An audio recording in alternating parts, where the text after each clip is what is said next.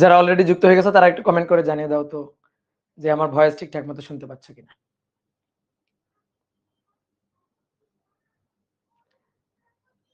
ওকে, সবকিছু ক্লিয়ার আছে। তো সবাই কেমন আছো? আশা করি সবাই ভালো আছো, সুস্থ আছো। তো আজকে আমাদের আধুনিক পদার্থবিজ্ঞান অধ্যায়ের সাইকেল 6 এ প্রথম ক্লাস। তো তোমাদের এর আগে আমরা সদ্য যে চ্যাপ্টারটা শেষ করছি সেটা হচ্ছে ফিজিক্যাল অপটিক্স অর্থাৎ ভৌত আলোকবিদ্যা। তো এখন তোমাদের সেকেন্ড পার্টে অধ্যায় বাকি আছে দুইটা, একটা নিউক্লিয়ার ফিজিক্স আর একটা হচ্ছে আধুনিক পদার্থবিজ্ঞানের সূচনা। আমি আধুনিক পদার্থবিজ্ঞানের সূচনাটা পড়াবো আর তোমাদের অপর ভাই হচ্ছে নিউক্লিয়ার ফিজিক্স এই চ্যাপ্টারটা পড়াবে। তো আমি টানা ক্লাস নিয়ে সপ্তাহে 4 দিন করে ক্লাস নিয়ে এই চ্যাপ্টারটা শেষ করে দেওয়ার পরে দেন তোমাদের অপর ভাই বাকি যে চ্যাপ্টারটা থাকলো সেটা তোমাদের পড়ায় তোমাদের সিলেবাসটা শেষ করে দিবে। তো মোটামুটি আমাদের এফআরবি ক্লাস শুরু হবে হয়তো জানুয়ারিতে। আমাদের মোটামুটি তার আগে বেশ ভালোই আগে আমাদের কিন্তু কোর্স শেষ হয়ে যাবে। তো দেখো আমরা এক এক করে প্রত্যেকটা চ্যাপ্টার শেষ করতে করতে একেবারে লাস্টের দিকে এসে হাজির হয়েছি। তো এই যে চ্যাপ্টারটা, এই চ্যাপ্টারটা খুব ইম্পর্টেন্ট একটা চ্যাপ্টার। এই চ্যাপ্টারটা বোঝাটা একটু কষ্ট, ফিল করাটা একটু কষ্ট, বাট এই চ্যাপ্টার থেকে প্রশ্নের অ্যান্সার করা, সৃজনশীল প্রশ্ন হোক বা অ্যাডমিশনে কোশ্চেন হোক, এগুলো অ্যান্সার করা খুব সহজ। কিন্তু এই চ্যাপ্টারটা ফিল করতে পারা একটু কঠিন আছে। এবং এই চ্যাপ্টারে মোটামুটি বেশ অনেক টপিকে আছে, বাট সব টপিক আমাদের ওইভাবে মনে করো ডেরিভেশন বা অত ডিটেলস পড়ার দরকার নেই।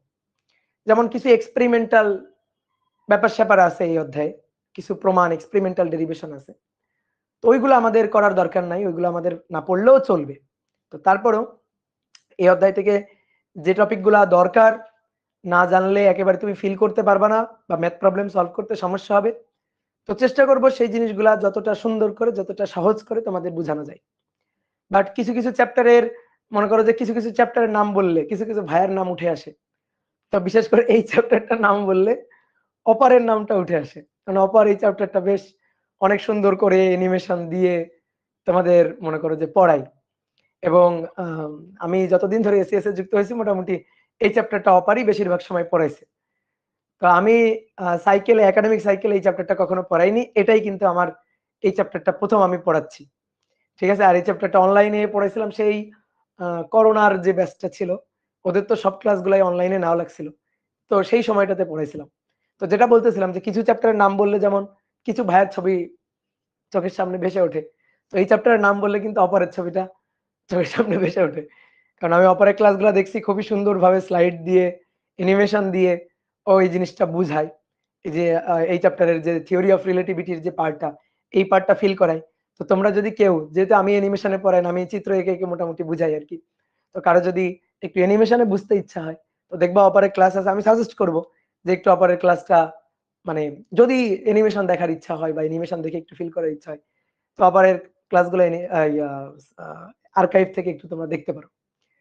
তো ঠিক আছে, তো আমরা এই অধ্যায়ে প্রমাণ করবো E equal to MC square, E equal to MC square এই অধ্যায়ে আছে, এই অধ্যায়ের সূত্র আছে। তো আমরা সেটা প্রমাণ করব।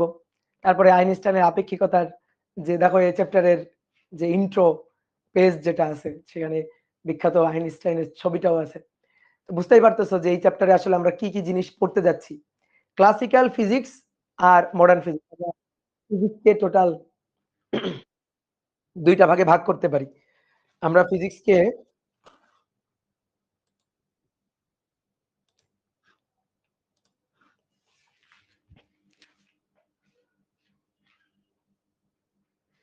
আচ্ছা, একজন বলছে আপনার স্লাইডে ভুল আছে। কি কি ভুল আছে? কি ভুল আছে ভাইয়া? স্লাইডে তো কিছুই নাই, স্লাইডে তো খালি এম স্কয়ার সি। আচ্ছা, সরি সরি। আচ্ছা, যে এডিট করছে তো আকাম করে দিছে ইকুয়াল টু এমসি স্কয়ার। না, আমরা ঠিক করে দিচ্ছি এমসি স্কয়ার। ওকে, ভুল এডিট করছে। আচ্ছা, যাই হোক। তো যেটা বলতেছিলাম যে এই অধ্যায়ে আমরা বেশ ভালো ভালো টপিকই পড়বো। আইনস্টাইনের থিওরি অফ রিলেটিভিটি পড়বো। তো দেখো আমি একটু বলি, আমরা ফিজিক্সকে মোটামুটি দুইটা ভাগে ভাগ করতে পারি। একটা হচ্ছে ক্লাসিক্যাল ফিজিক্স বা সনাতনী পদার্থবিদ্যা, আর একটা হচ্ছে মডার্ন ফিজিক্স বা আধুনিক পদার্থবিদ্যা। আমরা মোটামুটি এ যাবৎকাল যা কিছু পড়ে আসছি, বিশেষ করে বলতে পারো জিওমেট্রিক্যাল ফিজিক্স পর্যন্ত, জিওমেট্রিক্যাল অপটিক্স পর্যন্ত, মানে সেকেন্ড পার্টের 6 অধ্যায়, ফার্স্ট পার্টের অধ্যায়গুলো তো আছেই, এবং সেকেন্ড পার্টের 6 অধ্যায় পর্যন্ত আমরা যা কিছু পড়ে আসছি এগুলো সব ক্লাসিক্যাল ফিজিক্স বা নিউটনীয় পদার্থবিদ্যার অন্তর্ভুক্ত। মোটামুটি আমরা ওই যে 7 নম্বর চ্যাপ্টারটা অর্থাৎ ফিজিক্যাল অপটিক্স, ভৌত আলোক বিজ্ঞান, এই চ্যাপ্টার থেকে আমরা মডার্ন ফিজিক্সের একটু হালকা টাচ পাই। আমি তোমাদের এই যে ভৌত আলোক বিজ্ঞানের যে লাস্ট ক্লাস, সেই লাস্ট ক্লাসে আমি তোমাকে আলোর বেগ, শূন্য মাধ্যমে আলোর বেগ হিসাব করার সময় দেখাইছিলাম যে শূন্য মাধ্যমে আলোর বেগ এটা আসলে কোন পর্যবেক্ষক কোন কাঠামো থেকে হিসাব করতেছে এর উপর আসলে নির্ভর করে না। শূন্য মাধ্যমে আলোর বেগ কনস্ট্যান্ট, এবং এই শূন্য মাধ্যমে আলোর বেগ যে পর্যবেক্ষকই যে কাঠামো থেকে হিসাব করুক না কেন সব সময় কিন্তু একই হিসাব করবে। এবং সেই শূন্য মাধ্যমে আলোর বেগের সূত্রটা ছিল c=1/√এপসাইলন এবং মিউ। তো এপসাইলন হচ্ছে ভেদনযোগ্যতা, মিউ ছিল হচ্ছে চৌম্বক প্রবেশ্যতা। তো এই দুইটা হচ্ছে একটা নির্দিষ্ট মাধ্যমের জন্য ধ্রুবক মান। আমি যদি এই ধ্রুবক দুইটার মান আমি বসাই এই সমীকরণে, তাহলে আমি ওই মাধ্যমে, শূন্য মাধ্যম বা অন্য যে কোনো মাধ্যমে, আমি কিন্তু আলোর বেগ পেয়ে যাব। ওকে, তাহলে আলোর বেগটা এটা কোন পর্যবেক্ষক কোন কাঠামো থেকে হিসাব করতেছে এর উপর নির্ভর করে না, অর্থাৎ আলোর বেগের ক্ষেত্রে আপেক্ষিকতা হয় না। তো থিওরি অফ রিলেটিভিটি বা আইনস্টাইনের এই আপেক্ষিকতার ব্যাপারটাই হচ্ছে এটা, যে তুমি এখানে সনাতনী পদার্থবিদ্যার সূত্রগুলো এখানে তুমি খাটাইতে পারবা না। সনাতনী পদার্থবিদ্যার যে ব্যাপারগুলা সেইগুলো দেখবে এখানে প্রযোজ্য হবে না। সনাতনী পদার্থবিদ্যায় বলা হয় দৈর্ঘ্য ভর সময়, দৈর্ঘ্য ভর সময় এগুলা কনস্ট্যান্ট, এগুলা ধ্রুবক। ধরো এই যে কলমটা, এই কলমের দৈর্ঘ্যটা আমি যা পরিমাপ করব, তুমি যা পরিমাপ করবা সেম। আমি যতক্ষণ ধরে পরিমাপ করব, আমি এখানে যতক্ষণ পড়াবো, তুমি তোমার বাসায় বসে পড়তেছো না, তো তুমি কিন্তু ততক্ষণই পড়বা। আমি 1 ঘন্টা ক্লাস নিলে তোমার ঘড়িতেও কিন্তু 1 ঘন্টা হবে। আমি 10টার সময় ক্লাস শেষ করছি, 11টায় ক্লাস, মানে 10টার সময় ক্লাস শুরু করছি, 11টায় ক্লাস শেষ করব 1 ঘন্টা, তাহলে তুমিও দেখবা তোমার ঘড়িতেও 10টার সময় ক্লাসটা শুরু হয়েছে, 11টার সময় শেষ হচ্ছে, অর্থাৎ তোমার ঘড়িতেও কিন্তু 1 ঘন্টাই হবে। তাহলে আমার কাঠামোতে পরিমাপ করার সময় এবং তোমার কাঠামোতে পরিমাপ করার সময় এটা কিন্তু ধ্রুবক হচ্ছে, একই হচ্ছে। আমি কোন একটা বস্তুর ভর, আমি এই কলমটার ভর আমি যা পরিমাপ করবো, আমি আমার ভর যা পরিমাপ করব, এই কলমটা আমি যদি তোমাকে দিয়ে বলি তুমি ভর পরিমাপ করো, তুমিও কিন্তু কলমটার ভর একই পরিমাপ করবা। তাহলে দৈর্ঘ্য ভর এবং সময় এটা যে পর্যবেক্ষক যে কাঠামো থেকে হিসাব করুক একই তো পরিমাপ করে, অর্থাৎ ধ্রুব হয়। আমরা সনাতনী পদার্থবিদ্যা এইটাই জানি, এবং সনাতনী পদার্থবিদ্যার মূল কথাই কিন্তু এটা। কিন্তু মডার্ন ফিজিক্স অর্থাৎ আধুনিক পদার্থবিদ্যায় ব্যাপারটা কিন্তু এরকম না। আধুনিক পদার্থবিদ্যায় এই পরম ধ্রুব সময় বা দৈর্ঘ্য বা ভর হতে পারে না। আধুনিক পদার্থবিজ্ঞানে একমাত্র ধ্রুবক হচ্ছে আলোর বেগ।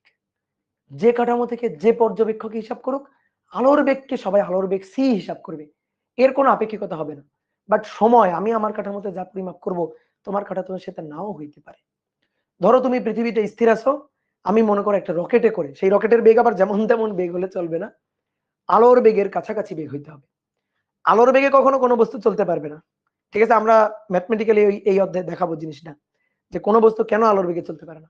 তাহলে আলোর বেগের কাছাকাছি বেগে যদি কোনো কাঠামো গতিশীল হয়, ধরো তুমি পৃথিবীতে আসো, আমি আলোর বেগের কাছাকাছি বেগ নিয়ে একটা রকেটে করে চলে গেলাম, তাহলে আমি সেই রকেটে থাকলে আমি রকেটের মধ্যে আমি ঘড়িতে যে সময় পরিমাপ করব, তুমি পৃথিবীর ঘড়িতে যে সময় পরিমাপ করবা, দুটার সময় একই হবে না। আমার বয়স যে হারে পরিবর্তিত হবে, যে হারে চেঞ্জ হবে, তোমার বয়স তোমার কাছে সময়টা সেরকম, তোমার কাঠামোতে সময়টা সেরকম হবে না। আমি ধরো পৃথিবীতে 10 বছর পর ফিরে আসলাম, কার হিসাবে? তোমার হিসাবে। তুমি পৃথিবীতে বসে 10টা ক্যালেন্ডার উল্টাই ফেলছো, 10টা বর্ষপঞ্জিকা উল্টাই ফেলছো, 10 বছর হয়ে গেছে। আমি পৃথিবীতে ফেরত আসলাম, আমার বয়স কিন্তু 10 বছর বাড়ে নাই। তুমি পৃথিবীতে 10 বছর তোমার বয়স বেড়ে গেছে। ধরো তোমার বয়স ছিল 20 বছর, হয়ে গেছে 30 বছর, ঠিক আছে? ধরো আমি গেছিলাম 20 বছরে, আমার কিন্তু 30 বছর হয় নাই, আমার বয়স কিন্তু কম হয়েছে। কি কথা বুঝছো? তাহলে এটাই হচ্ছে ব্যাপার, যে সময় দুই কাঠামোতে একই হবে না। আমি রকেটে বসে কোনো বস্তুর দৈর্ঘ্য যা পরিমাপ করব, তুমি পৃথিবীতে বসে যে দৈর্ঘ্য পরিমাপ করবা একই হবে না। ভর একই হবে না, দৈর্ঘ্য ভর সময় সবকিছুই হয়ে যাবে আপেক্ষিক, সবকিছুই হবে রিলেটিভ। তাহলে একমাত্র আমি এবং তুমি একমাত্র যে জিনিসটা পরিমাপ করবে একই হবে, সেটা হচ্ছে আলোর বেগ, সেটা হচ্ছে আলোর বেগ। তো আমরা এই অধ্যায়ে এই জিনিসটাই শুরু করতে যাচ্ছি। আমি তোমাদের খুবই ছোট জিনিস থেকে আস্তে আস্তে আস্তে আস্তে মানে প্রত্যেকটা টপিকের গভীরে ঢোকানোর চেষ্টা করব। ধৈর্য নিয়ে একটু থাকবা আমার সাথে, ঠিক আছে? তো চলো শুরু করি। আমরা প্রথমে আগে একটু নিউটন স্যারকে স্মরণ করি। এই অধ্যায়ে আইনস্টাইনের কথাবার্তাই আমরা বেশি বলবো, কিন্তু তারপরও মনে করো সনাতনী পদার্থবিদ্যার ভিত্তিপ্রস্তর স্থাপন করে হচ্ছে বিজ্ঞানী নিউটন। তো তার কথা আমরা একটু বলি। আমরা একটু নিউটনের সূত্রগুলো একটু আগে একটু মেমোরাইজ করি। নিউটনের সূত্রগুলো আমরা কোথায় পড়ছি? নিউটনের বলবিদ্যা চ্যাপ্টারে, ফার্স্ট পার্টের 4র্থ চ্যাপ্টারে পড়ছি। তা আমরা নিউটনের যে সূত্র জানি, সেই সূত্রগুলো একটু ছোট্ট করে একটু তোমাদের বলেন যে নিউটনের সূত্র।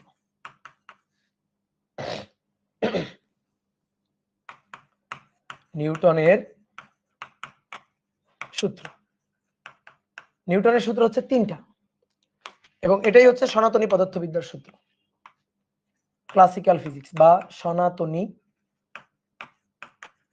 পদার্থবিদ্যা। দেখো, নিউটনের প্রথম সূত্র যেটা, এই প্রথম সূত্রটাকে বলা হয় জড়তার সূত্র। প্রথম সূত্রটা হচ্ছে জড়তার সূত্র।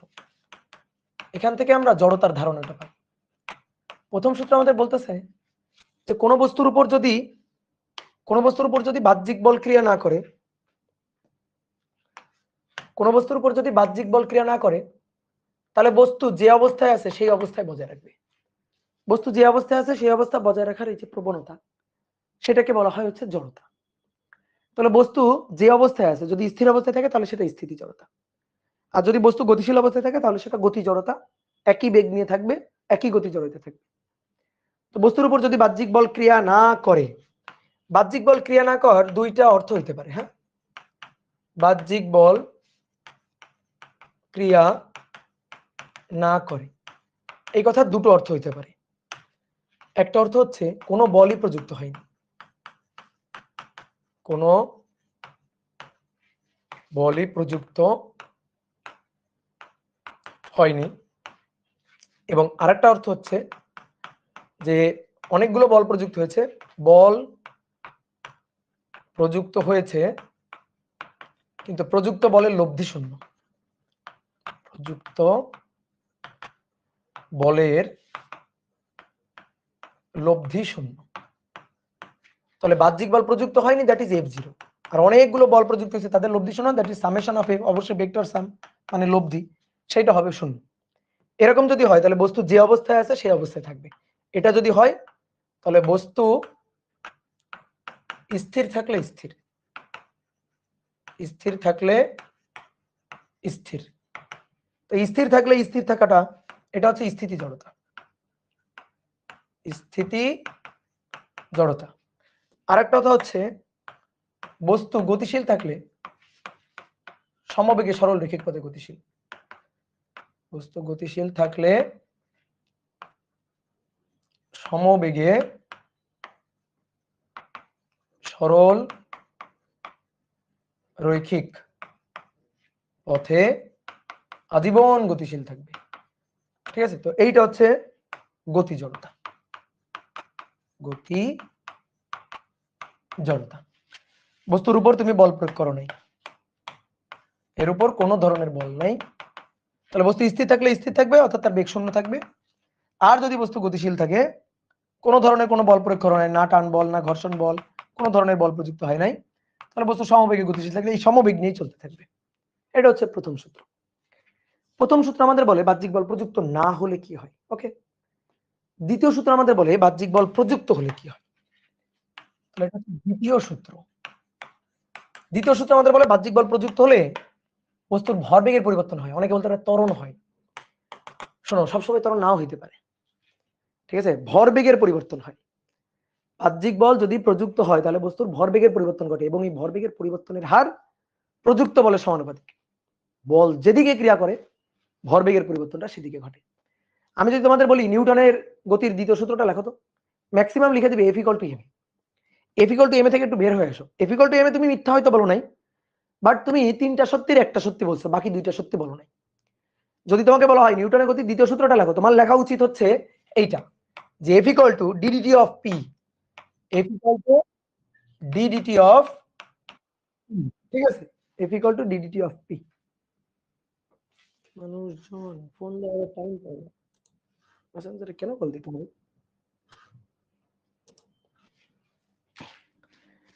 তাহলে F equal to DDT of P, বস্তুর ভরবেগের পরিবর্তনের হার প্রযুক্ত বলের সমানুপাতিক। অনেকে ভাই সমানুপাতিক আপনি সমান চিহ্ন দিলেন কেন? ওই যে সমানুপাতিক ধ্রুবক 1 ধরি, বলের একক নিউটনের সংজ্ঞা দিতে কি আমরা সমানুপাতিক ধ্রুবক কত ধরি? 1 ধরি। তাহলে F equal to DDT of P, ভরবেগের পরিবর্তনের হার প্রযুক্ত বলের সমানুপাতিক। ভরবেগের পরিবর্তনটা যেদিকে ঘটবে এই বলের পরিবর্তন মানে বলটা প্রযুক্ত হবে সেদিকে, ভেক্টর ফরম্যাটে। এইবার আসো, এটার তিনটা ফরম্যাট হয়। ভরবেগ, ভরবেগ কাকে বলে?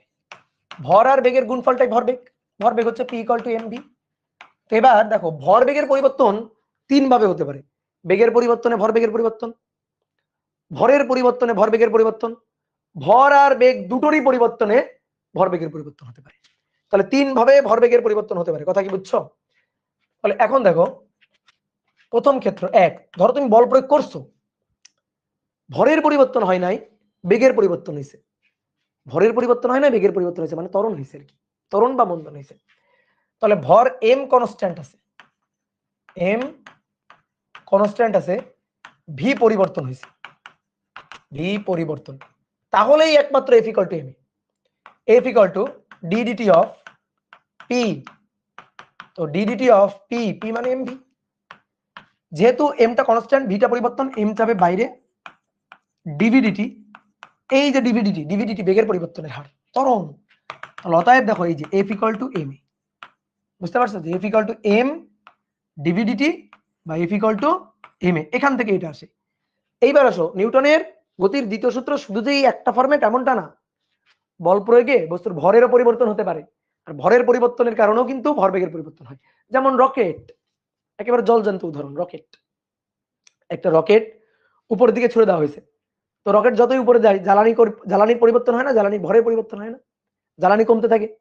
তাহলে এখানে দেখো জ্বালানির পরিবর্তন হচ্ছে, তাহলে জ্বালানি হচ্ছে মানে ভর। একটা রকেটের মনে করো যে পার্সেন্টেজে যদি বলি 90% হচ্ছে জ্বালানি, 10% হচ্ছে ওই যে স্যাটেলাইটের মূল যে যন্ত্রাংশ সেইটা। তাহলে এবার আসো, ধরো বল প্রয়োগ হইলো, বল প্রয়োগে দুই নম্বর ভর পরিবর্তন হয়ে গেল, এম পরিবর্তন, এম পরিবর্তন, কিন্তু ভি থাকলো কনস্ট্যান্ট, বেগ থাকলো কনস্ট্যান্ট। হতে পারে না? হ্যাঁ পারে। তাহলে সেই ক্ষেত্রে সূত্রটা কি হবে? F equal to DDT of P. তাহলে ডিডিটি অফ পি, পি মানে এম ভি। এবার যেহেতু ভি কনস্ট্যান্ট, ভি যাবে এবার বাইরে, এবার যাবে ভি বাইরে, থাকবে কি ডিএম ডিটি। দেখো রকেটের সূত্র, রকেটের সূত্র পড়ছো না? এফ ইকুয়াল টু ভি আর ডিএম বাই ডিটি, পড়ছো? এই ডিএম বাই ডিটি কি? জ্বালানি পুড়ে যাওয়ার হার, মানে ভরের পরিবর্তনের হার। তো সেটাই যে F equal to V DM by DT. তো যদি আমি তোমাদের জিজ্ঞেস করি নিউটনের গতির দ্বিতীয় সূত্র বলো, অনেকে এফ ইকুয়াল টু এম, কেন ভাই কি দোষ করলো? এও তো নিউটনের গতির দ্বিতীয় সূত্র, ঠিক আছে?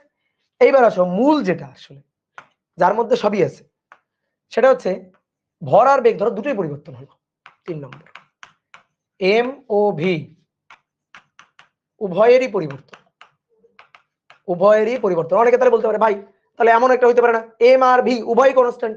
এম আর ভি যদি উভয় কনস্ট্যান্ট থাকে তো ভরবেগের পরিবর্তন হয়ই নাই, আমাদের তো ভরবেগের পরিবর্তন ঘটানো লাগবে। ভরবেগের পরিবর্তন হার প্রযুক্ত বলের সমান, তো ভরের পরিবর্তন হলো না, বেগের পরিবর্তন হলো না, তাহলে তো ভরবেগের পরিবর্তন হলো না। তাহলে এম আর ভি উভয়ই পরিবর্তনশীল, পরিবর্তনশীল। তো তখন কি হবে? তখন F equal to DDT of P, DDT of P, P মানে এম ভি। তাহলে অতএব এফ ইকুয়াল টু এম কে রেখে ডিভিডিটি আর ভি কে রেখে ডিএমডিটি। বুঝলেন? যেহেতু দুইটাই পরিবর্তন, ইউভি মেথড, এফ কে রেখে এম কে রেখে ভি কে ডিফারেন্সিয়েশন আর ভি কে রেখে এম কে ডিফারেন্সিয়েশন। এবার দেখো মূল সূত্র কিন্তু এটাই, নিউটনের গতির যদি বলো দ্বিতীয় সূত্রের মূলটা কি? মূল হচ্ছে এটা, এইটা আর এইটা মূল সূত্র। এবার দেখো এইটা থেকে না লাভ দিয়ে এটা আর এটাতে চলে আসা যাবে। যদি আমি বলি এম কনস্ট্যান্ট, তাহলে এম কনস্ট্যান্ট হলে এটা 0, তাহলে এম ডিভিডিটি মানে এ, অর্থাৎ এটা। আর যদি বলি ভি কনস্ট্যান্ট মানে ডিভিডিটি 0, তাহলে এই পার্টটা শূন্য হয়ে গেল, তাহলে থাকলো এফ ইকুয়াল টু ভি ডিএমডিটি, অর্থাৎ এটা। তাহলে এটা হচ্ছে নিউটনের গতির দ্বিতীয় সূত্র। তো আমাদের মোটামুটি প্রথম সূত্র এবং দ্বিতীয় সূত্রটা এই অধ্যায়ে কাজে লাগবে, ঠিক আছে? আর তৃতীয় সূত্র, এটা লাগবে না, তারপর একটু ছোট্ট করে বলে রাখি, যেহেতু দুইটা সূত্র বললাম। তৃতীয় সূত্র এটা জানেন এমন কেউ নাই। প্রত্যেক ক্রিয়ারই সমান ও বিপরীত প্রতিক্রিয়া আছে। নিউটনের গতির তৃতীয় সূত্র, প্রত্যেক ক্রিয়ারই এই ক্রিয়া মানে কিন্তু ক্রিয়া বল, ঠিক আছে, প্রত্যেক ক্রিয়ারই সমান ও বিপরীত প্রতিক্রিয়া বল আছে। মানে সহজ কথা, বল সবসময় জোড়ায় জোড়ায় কাজ করে, বিপরীত প্রতিক্রিয়া বল আছে। দ্যাট মিনস বল সবসময় জোড়ায় জোড়ায় কাজ করে। দেখো একটা উদাহরণ দিয়ে দেখাই। মনে করো একটা গাছ, এই একটা গাছে তুমি দড়ি বাঁধছ, দড়ি বেঁধে তুমি টানতেছো, ধরো হাত দিয়ে ধরে তুমি এভাবে টানতেছো, দড়ি বেঁধে টানতেছো। এই দড়িতে টান, বলো তো দড়িতে টান কোন দিকে কাজ করে? দড়িতে টান দুই দিকেই কাজ করতেছে। তুমি গাছটাকে টানতেছো, তাহলে তুমি টানতেছো এই দিকে, ঠিক আছে, তুমি টানতেছো কত বলে? ধরো F1 বলে। এবার তুমি যদি F1 বলে টানো, গাছটাও তোমাকে F1 বলেই টানতেছে, তাহলে গাছও কিন্তু তোমাকে টানতেছে কত বলে? ওই একই বলে। তো এটা F2, তাহলে F1 আর F2 এর মান সমান, দিক বিপরীত। এই যে F1 আর F2 ভেক্টর ফরম্যাটে যদি আমি লিখি, তাহলে এরা পরস্পরের বিপরীত। F1 এর ডিরেকশন আর F2 এর ডিরেকশন পরস্পরের বিপরীত। আর যদি মানের দিক দিয়ে বলি, তাহলে F1 আর F2 এর মান সমান, এই যে মডুলাস, মান সমান, প্রত্যেক ক্রিয়ারই সমান ও বিপরীত প্রতিক্রিয়া আছে। ঠিক আছে, দেখো টান না, এই টানটা না থাকলে এই টানটা থাকবে না, এই টানটা না থাকলে এই টানটা থাকবে না। যেমন মনে করো আমার এখানে চার্জার আছে, এই দেখো এই যে চার্জারটা, দেখো দুই হাত দিয়ে আমি টানতেছি টন টন করে, তাহলে টি সেম টি। আমি এক হাত সরাই নিব, দেখো এই দড়িতে অন্য টানা থাকবে না। এবার দেখো তো টানতেছি, বিশ্বাস করো টানতেছি, বলো বিশ্বাস করো, টানতেছি না, আর টান নাই তো, টান জোড়ায় জোড়ায় কাজ করতে হবে, এই যে জোড়ায় জোড়ায়, ঠিক আছে। তাহলে জোড়া এটা না থাকলে এটা থাকবে না, ঠিক আছে, একটা না থাকলে আরেকটা থাকবে না। তাহলে প্রত্যেক ক্রিয়ারই দেখো সমান ও বিপরীত প্রতিক্রিয়া আছে। এই যে আমি এই বোর্ডটাকে ঠেলতেছি, আমি বোর্ডটাকে ঠেলতেছি, বোর্ডও কিন্তু আমাকে ঠেলতেছে, ঠিক আছে, আমি বোর্ডটাকে ঠেলতেছি, বোর্ডটাও আমাকে ঠেলতেছে। এই যে আমি এখানে দাঁড়ানো আছি, আমি এই যে তলে দাঁড়ানো আছি, তো এই তলে আমি ক্রিয়া দিচ্ছি, তল আমাকে প্রতিক্রিয়া দিচ্ছে, এই কারণে আমি আমার ওজন টের পাচ্ছি। তো প্রত্যেক ক্রিয়ারই বলেরই সমান ও বিপরীত প্রতিক্রিয়া বল থাকবে। ওকে, এবার নিউটনের সূত্র হইল। আমরা তো এই অধ্যায় পড়বো হচ্ছে আইনস্টাইনের আপেক্ষিকতা। তো আইনস্টাইনের আপেক্ষিকতা একবারে লাভ দিয়ে চলে যাওয়া যাবে না, ধাপে ধাপে যাইতে হবে। আমাদের এবার যে জিনিসটা বুঝতে হবে সেটা হচ্ছে প্রসঙ্গ কাঠামো, এবং তারপরে জড় ও অজড় প্রসঙ্গ কাঠামো। কোন ক্ষেত্রে নিউটনের সূত্র আমি খাটাইতে পারি, কোন ক্ষেত্রে খাটাইতে পারি না, তারপরে নিউটনের সূত্রের সীমাবদ্ধতা কি, এই জিনিসগুলো আমাদের একটু জানতে হবে। কি কথা হচ্ছে, এইগুলো আমাদের একটু জানতে হবে। তো আসো আমি তোমাকে আগে একটু প্রসঙ্গ কাঠামো বুঝাই। প্রসঙ্গ কাঠামো বা রেফারেন্স ফ্রেম। আমি যখন কোনো কিছু পরিমাপ করব, কোনো বস্তুর অবস্থান, তার বেগ, তার গতি, যা কিছু আমি পরিমাপ করব, আমার না কারো রেসপেক্টে পরিমাপ করতে হবে, কারো না কারো সাপেক্ষে, কাউকে সাপেক্ষ ধরে হিসাব করতে হবে। মনে করো একটা গাড়ি যাচ্ছে, সাপোজ মনে করো একটা গাড়ি যাচ্ছে, ধরো একটা গাড়ি এখানে আছে, এই অবস্থানে আছে, আমি তোমাকে বললাম গাড়িটা আছে 10 কিলোমিটার দূরে, বলো তুমি কিছু বুঝলা? ওই গাড়ি তুমি খুঁজে পাবা না। আমি যদি বলি এই যে এই গাড়িটা আছে এই গাছটা থেকে, এই গাছটা থেকে এক্স অক্ষ বরাবর ধরে একটা রাস্তা আছে, এই রাস্তায় 2 কিলোমিটার দূরে, এটা আমি তোমাকে বললাম, তাহলে তুমি এই গাড়ির অবস্থানটা খুঁজে পাবা। আমি যদি এটা না বলতাম গাড়িটা 2 কিলোমিটার দূরে আছে, আরে ভাই কোত্থেকে 2 কিলোমিটার বলি নাই, তাহলে তুমি গাড়িটার যে নির্দিষ্ট অবস্থান সেটা তুমি খুঁজে পাবা না। তাহলে আমি এই গাড়িটার অবস্থান জানানোর জন্য আমি এই গাছটাকে রেফারেন্স হিসাবে ধরে নিয়েছি। তাহলে আমার এই গাড়ির অবস্থান হিসাব করার ক্ষেত্রে এই গাছটাই হচ্ছে আমার প্রসঙ্গ কাঠামো বা রেফারেন্স ফ্রেম। ঠিক আছে, মনে করো এটা হচ্ছে একটা সরলরৈখিক রাস্তা, এই রাস্তায় তুমি বাইক চালায় যাচ্ছ, ধরো, ঠিক আছে, তুমি বাইক চালায় যাচ্ছ, পিছনে মনে করো একটা কার আছে,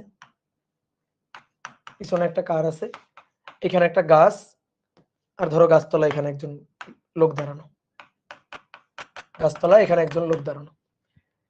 এই গাড়িটা যাচ্ছে 20 মিটার পার সেকেন্ড বেগে, তুমি যাচ্ছ 30 মিটার পার সেকেন্ড বেগে, ঠিক আছে, যাচ্ছে। ধরো এখন আমি বললাম এই যে তোমার বেগ, এই মোটর বাইক আলোর বেগ, মোটরসাইকেল আরোহী বেগ 30 মিটার পার সেকেন্ড। তুমি কিছু বুঝবা না, তুমি কিন্তু পাল্টা প্রশ্ন করবা। তোমার কিন্তু উত্তর পুরোপুরি তুমি পাও নাই, এই উত্তরে তুমি সন্তুষ্ট না। গাড়ির বেগ 30 মিটার পার সেকেন্ড, কে বলছে, কে হিসাব করছে?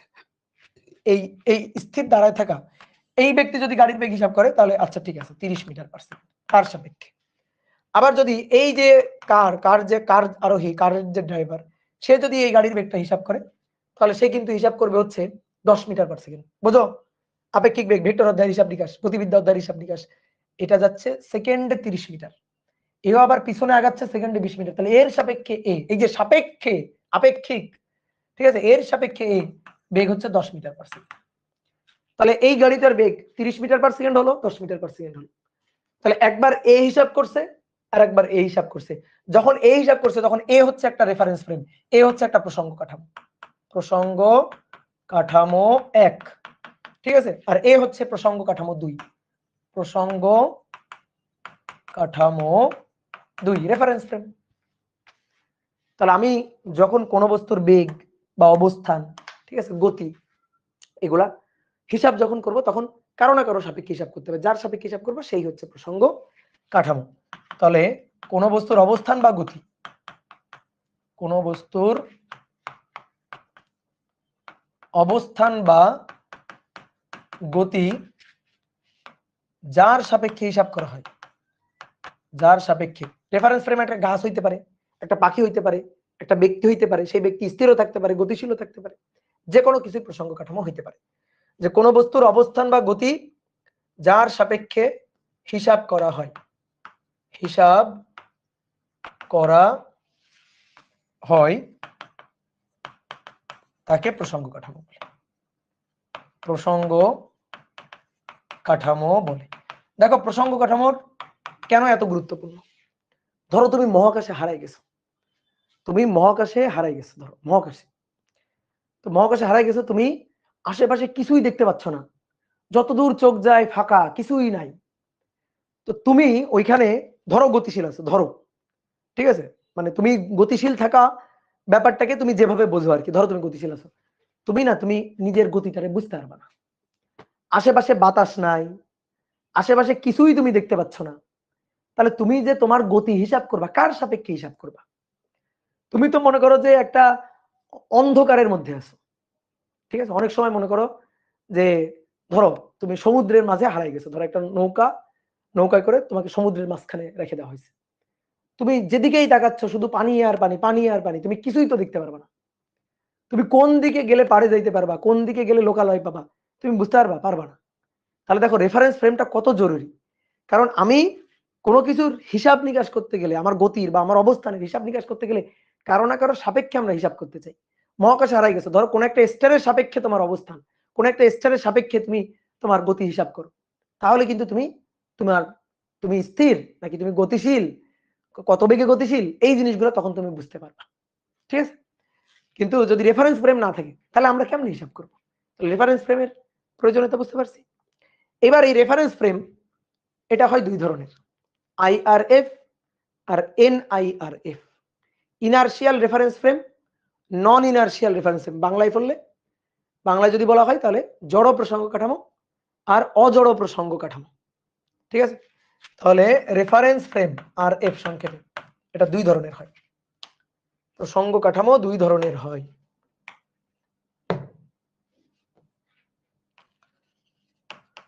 প্রসঙ্গ কাঠামো,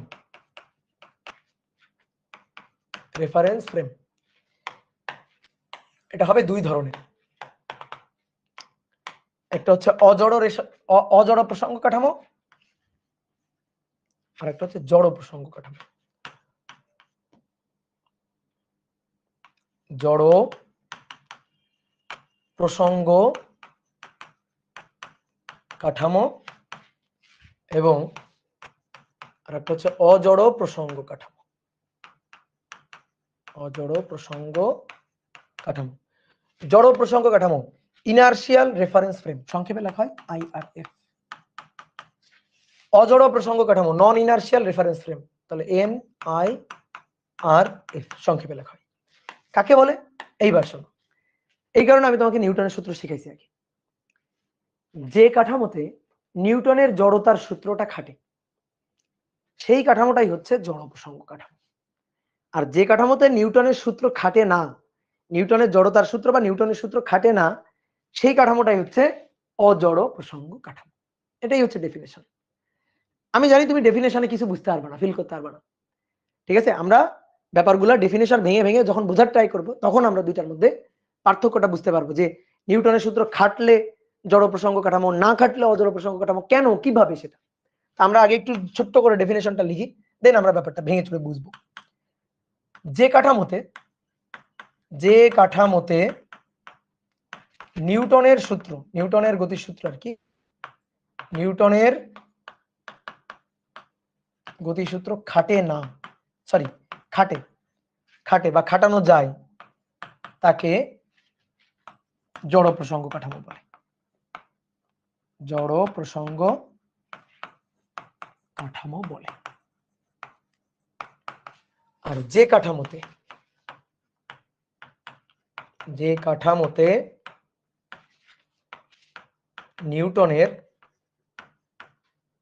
নিউটনের সূত্র খাটানো যায় না বা খাটে না, তাকে অজড় প্রসঙ্গ কাঠামো, অজড় প্রসঙ্গ কাঠামো বলে। এইবার শোনো, অজড় প্রসঙ্গ কাঠামোতে ত্বরণ হবে, ঠিক আছে। এই অজড় প্রসঙ্গ কাঠামোতে ত্বরণ থাকবে, ঠিক আছে। আর জড় প্রসঙ্গ কাঠামোতে ত্বরণ থাকবে না, তো ত্বরণ থাকবে না মানে ব্যাপারটা কেমন? ত্বরণ থাকবে না মানে স্থির থাকবে, পরস্পরের সাপেক্ষে স্থির থাকবে, অথবা সমবেগে গতিশীল থাকবে। পরস্পরের সাপেক্ষে স্থির থাকবে, নয়তো সমবেগে গতিশীল থাকবে, ত্বরণ হওয়া যাবে না। সমবেগে গতিশীল থাকবে, তাহলে সেইগুলো হচ্ছে জড় প্রসঙ্গ কাঠামো। আর যদি ত্বরণ হয়ে যায়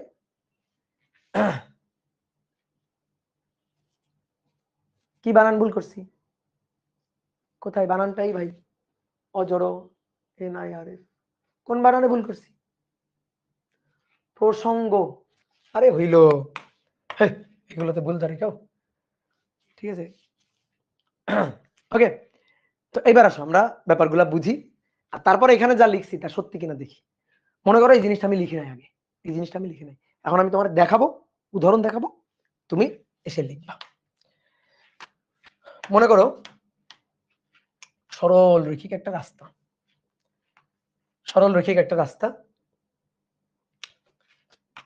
রাস্তার এখানে একটা গাছ আছে, এই গাছতলায় এখানে একজন লোক দাঁড়ানো,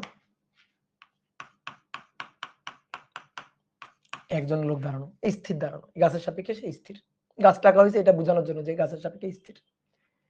এবার একটা ট্রাক আছে,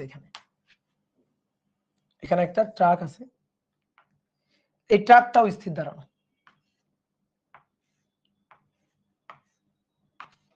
ট্রাকটাও কিন্তু স্থির দাঁড়ানো ছিল, ট্রাকটাও স্থির দাঁড়ানো। এই যে ট্রাক ড্রাইভার আছে এখানে, এই ট্রাকের উপরে এইখানে আরেকজন লোক দাঁড়ানো আছে, ট্রাকের উপরে এখানে একজন লোক দাঁড়ানো, আর এইখানে এই জায়গাতে একটা ব্লক রাখা আছে, একটা বাক্স রাখা আছে, একটা ব্লক। ট্রাকের যে তলটা, এই যে তলটা 100% মসৃণ, একটা মসৃণ তল। ওকে, তো ট্রাকটা কিভাবে আছে? ট্রাকটা স্থির ভাবে আছে, এই গাছের সাপেক্ষে লোকটা দাঁড়ানো স্থির, গাছের সাপেক্ষে ট্রাকটাও স্থির। এটা কখনকার ঘটনা? ধরো এটা তুমি, এটা ধরো তুমি, আর এটা মনে করো তোমার বন্ধু, ট্রাকের উপর এখানে দাঁড়ানো, জুতা পাই দিয়ে দাঁড়ানো, হ্যাঁ জুতা পাই দিয়ে বেশ ট্রাক ধরে দাঁড়ানো, বা এইভাবে চিন্তা করতে পারো, ওকে আমি ট্রাকের সাথে সিট বেল্ট দিয়ে লাগাই দিছি, এই যে ট্রাকের সাথে ধরো সিট বেল্ট দিয়ে লাগানো আছে, হ্যাঁ, তার মানে ট্রাকের যা হবে ওরও তাই হবে, ট্রাকের যা হবে ওরও তাই হবে আর কি। ট্রাকের সাথে সিট বেল্ট দিয়ে লাগানো আছে। সিট বেল্ট কেন আমরা পরি বলো তো? গাড়ি চালাচ্ছ, সিট বেল্ট কেন পরতে হয়? কারণ মনে করো হঠাৎ করে সামনে একটা ট্রাক বা সামনে একটা কিছু এসে গেল, গাড়ি ব্রেক দেওয়া হইলো হঠাৎ করে, হার্ড ব্রেক, গতি জড়তার কারণে যদি তুমি ধরো সামনের বসে থাকো, সামনের সিটে বসে থাকো, তাহলে তুমি কিন্তু গতি জড়তার কারণে এইভাবে গিয়ে তোমার মাথা লাগবে, বাড়ি খাবে। ঠিক আছে? আমাদের একবার মনে করো যে বাড়ি যাওয়ার সময় গাড়িতে আমার আর কি ঠাকুমা, যে আর কি দাদি, তো সে ওরকম সামনের সিটে বসছে, বসার পরে গাড়ি হচ্ছে এরকম হার্ড ব্রেক দিছে আর গিয়ে এইভাবে মাথাটা লাগছে, গিয়ে নাকটা ফেটে গেছিল। ঠিক আছে? তো সেই নিয়ে তো অনেক দৌড়াদৌড়ি। তো এরকম কেন সিট বেল্ট পরতে হয়?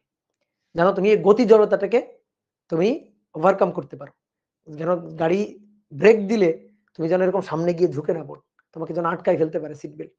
তো এরকম ও কিন্তু সিট বেল্ট দিয়ে লাগানো আর কি। ঠিক আছে? এখানে সিট বেল্ট দিয়ে লাগানো আছে ওকে। তো এইবার আসো, এটা ধরো কয়টার ঘটনা? এটা ধরো সকাল 8টার ঘটনা। কয়টা বাজে? সকাল 8টা। ঠিক আছে? সকাল 7টা বাজে, ধরো 7টা, সকাল 7টার ঘটনা, 7টা AM এর ঘটনা। এইবার কিছুক্ষণ পরে ধরো 7টা বেজে 2 মিনিট হয়েছে। তো 7টা বেজে 2 মিনিট পরও ঘটনাটা সেম, একই ঘটনা। 7টা বেজে 2 মিনিট পর, 7টা বেজে 2 মিনিট বাজে, 7:02 AM। তো তখনকার ঘটনা হচ্ছে এটা, তখনকার ঘটনা এটা, এই একই ঘটনা। তো গাড়ি কি চলছে? না, চলে নাই, গাড়ি স্থির। এই গাড়িটা কেমন ছিল? গাড়ি স্থির ছিল। তাহলে গাড়ি স্থির ছিল, তাহলে গাড়ির বেগ কত? গাছের সাপেক্ষে গাড়ির বেগ যদি বলি, বেগ ছিল v0। এখনো কি আছে? তাই আছে।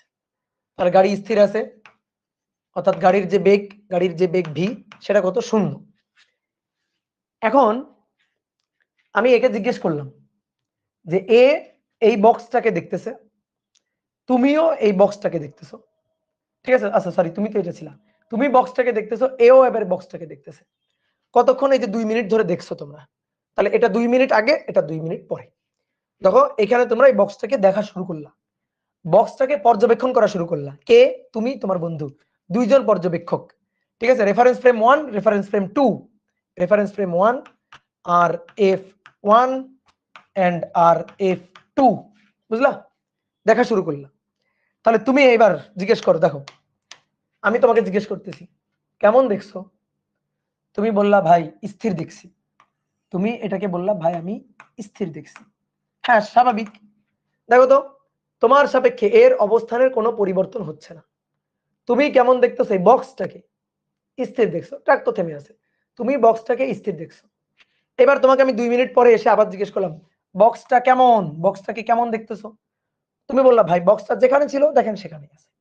আমার সাপেক্ষে বক্সের অবস্থানের কোনো পরিবর্তন হয় নাই, কোনো পরিবর্তন হয় নাই। বক্সটা ভাই যেখানে ছিল সেখানে আছে, আমি আগেও যেমন দেখছিলাম এখনো সেই অবস্থায় দেখতেছি। তাহলে তুমি কেমন দেখলা? স্থির দেখলা। এবার আমি তোমাকে জিজ্ঞেস করলাম আচ্ছা এই বক্সের উপর কেউ কি কোনো ধরনের বল দিছে? ধাক্কা বল, টান বল, কেউ কি কোনো বল প্রয়োগ করছে? তো তুমি তো বলবে না ভাই আমি বক্সের দিকে তাকাইছিলাম, একভাবে তাকাইছিলাম, এখানে কেউ আসে না, আমি কাউকে আসতে দেখি নাই, কাউকে ধাক্কা দিতেও দেখি নাই, টান দিতেও দেখি নাই, কেউ এখানে কোনো বল প্রয়োগ করে নাই। তো আমি বললাম আচ্ছা ঠিক আছে, তাহলে কেউ কোনো বল প্রয়োগ করে নাই, তাহলে এফ কত? এফ হচ্ছে 0।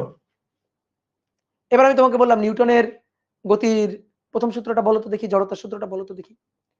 ঠিক আছে? তো তুমি বললা যে ভাই জড়তার সূত্রটা হচ্ছে বাহ্যিক বল প্রযুক্ত না হলে, এফ 0 হলে স্থির বস্তু স্থিরই আছে, স্থির বস্তু স্থিরই আছে, বাহ্যিক বল প্রযুক্ত হয়েছে? No, F0। তাহলে স্থির বস্তু স্থিরই আছে। আমি বললাম এটা কার সূত্র? নিউটনের সূত্র, নিউটনের জড়তার সূত্র। আমি তোমাকে বললাম তুমি এখানে জড়তার সূত্রটা সত্যি প্রমাণ মানে সত্যি প্রমাণিত পাচ্ছ কিনা, মানে জড়তার যে সূত্রটা তুমি জানো সেটা তুমি এখানে দেখতে পাচ্ছ কিনা। তুমি বললে হ্যাঁ ভাই তাই তো দেখতে পাচ্ছি। দেখেন বাহ্যিক বল প্রযুক্ত হয়নি, স্থির বস্তু স্থিরই তো আছে। তাহলে নিউটনের গতির সূত্রটা তোমার কাছে খাটছে কিনা, তুমি খাটাইতে পারছো কিনা? ইয়েস অর নো বলো, বলো সূত্রটা খাটছে কিনা, সূত্রটা খাটাইতে পারছো কিনা? খাটাইতে পারছো, খাটাইতে পারছো, ইয়েস। তাহলে তুমি নিউটনের গতির জড়তার সূত্রটা খাটাইতে পারছো, খাটছে তোমার ক্ষেত্রে। তাহলে তুমি রেফারেন্স ফ্রেম 1, রেফারেন্স ফ্রেম 1 হচ্ছে জড় প্রসঙ্গ কাঠামো। তাহলে এই যে তুমি রেফারেন্স ফ্রেম 1 এ হচ্ছে জড় প্রসঙ্গ কাঠামো, জড় প্রসঙ্গ কাঠামো। বুঝতে পারলা? জড় প্রসঙ্গ কাঠামো, ক্লিয়ার? এইবার আসো, আমি এবার একে জিজ্ঞেস করব, জড় প্রসঙ্গ কাঠামো মানে আই আর এফ।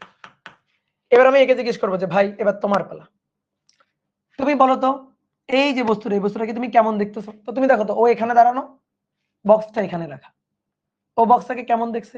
যেখানে ছিল ওখানেই তো দেখতেছে, স্থিরই তো দেখতেছে। তো বলো ভাই আমি বক্সটাকে স্থির দেখছি। আমি বললাম আচ্ছা 2 মিনিট পরে আসো, এখানে আসো, বলো বক্সটা কেমন? আমি বললাম ভাই বক্সটা আগের জায়গায় আছে, আগের জায়গায় আছে, দেখেন যেখানে ছিল সেখানে আছে, আমার থেকে যত দূরত্বে ছিল তত দূরত্বে আছে, আমি বক্সটাকে গতিশীল হইতে দেখিনি, স্থির ছিল স্থির দেখছি। আমি বললাম কেমন দেখছো? স্থির দেখছি। আমি বললাম কেউ কি কোনো বল দিছে?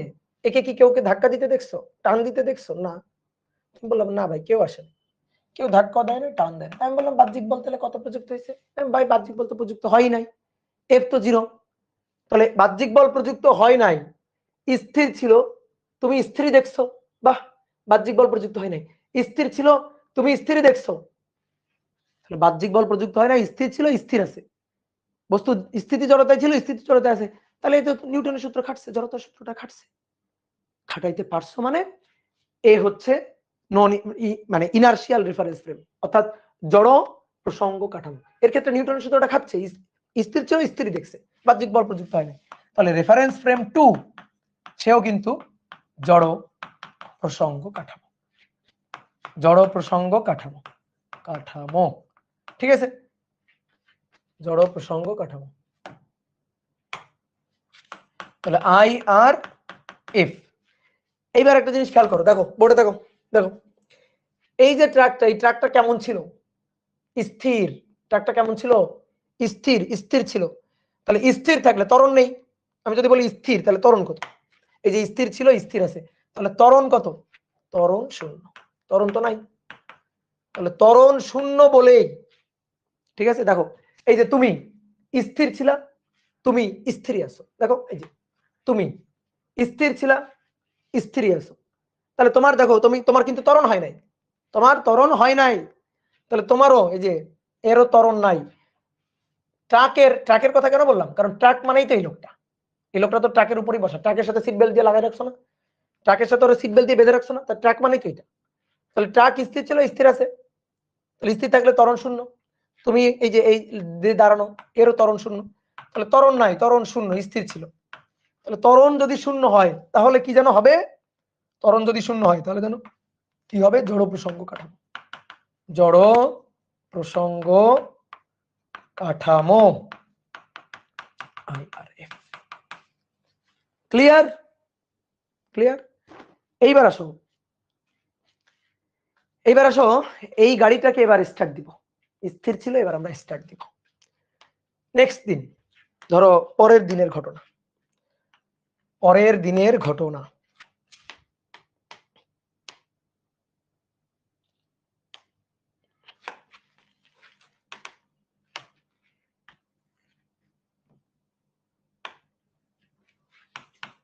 এই যেটা হচ্ছে গাছটা, গাছের এখানে এই যে রেফারেন্স ফ্রেম 1 দাঁড়ানো, reference frame 1, this is truck,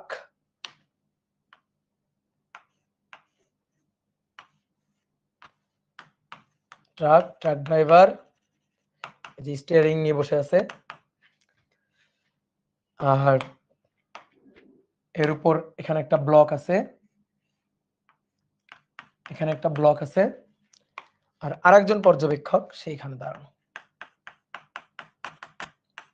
say seat belt দিয়ে বাঁধা ট্রাকের সাথে, ঠিক আছে? এইবার আসো, এই হচ্ছে অবস্থা। এখন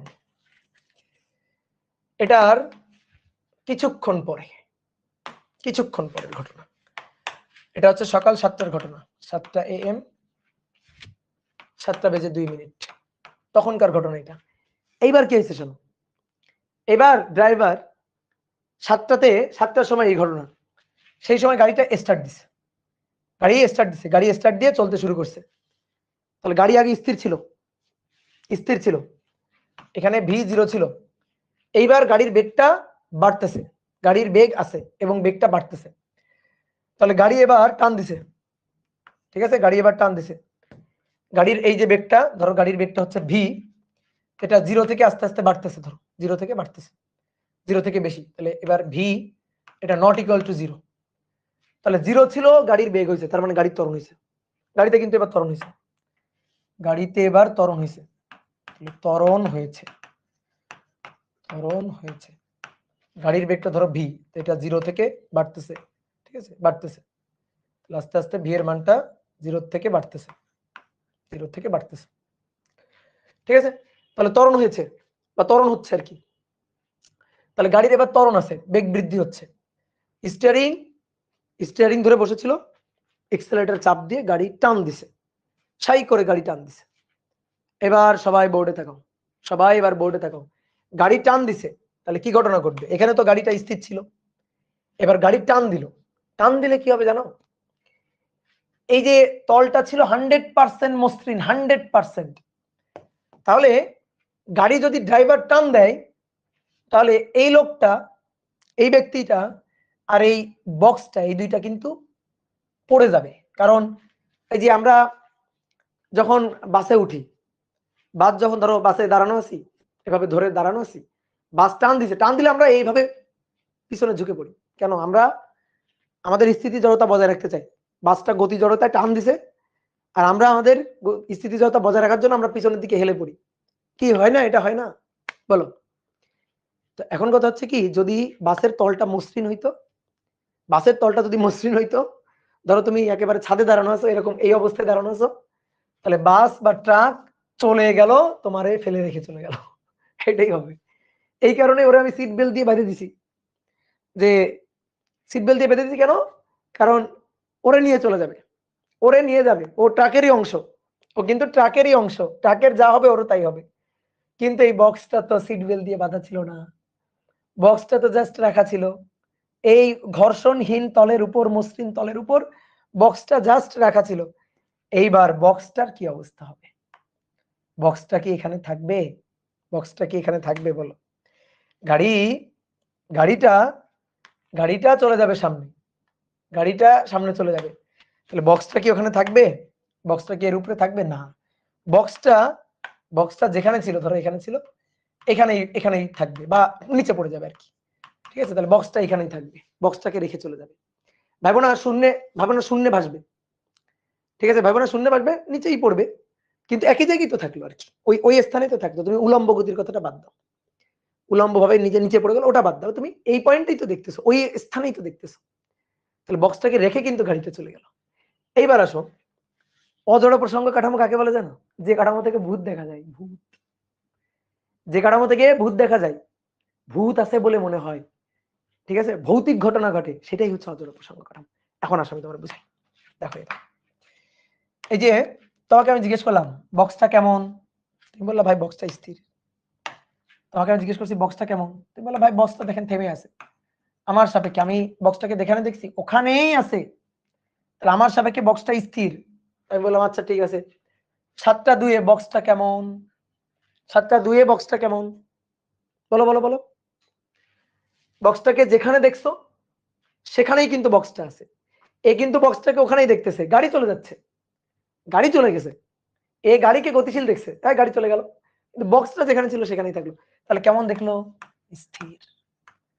এইবার এইবার দেখো, একে আমি জিজ্ঞেস করলাম ভাই বক্সের উপর কেউ কি কোনো বল দিছে?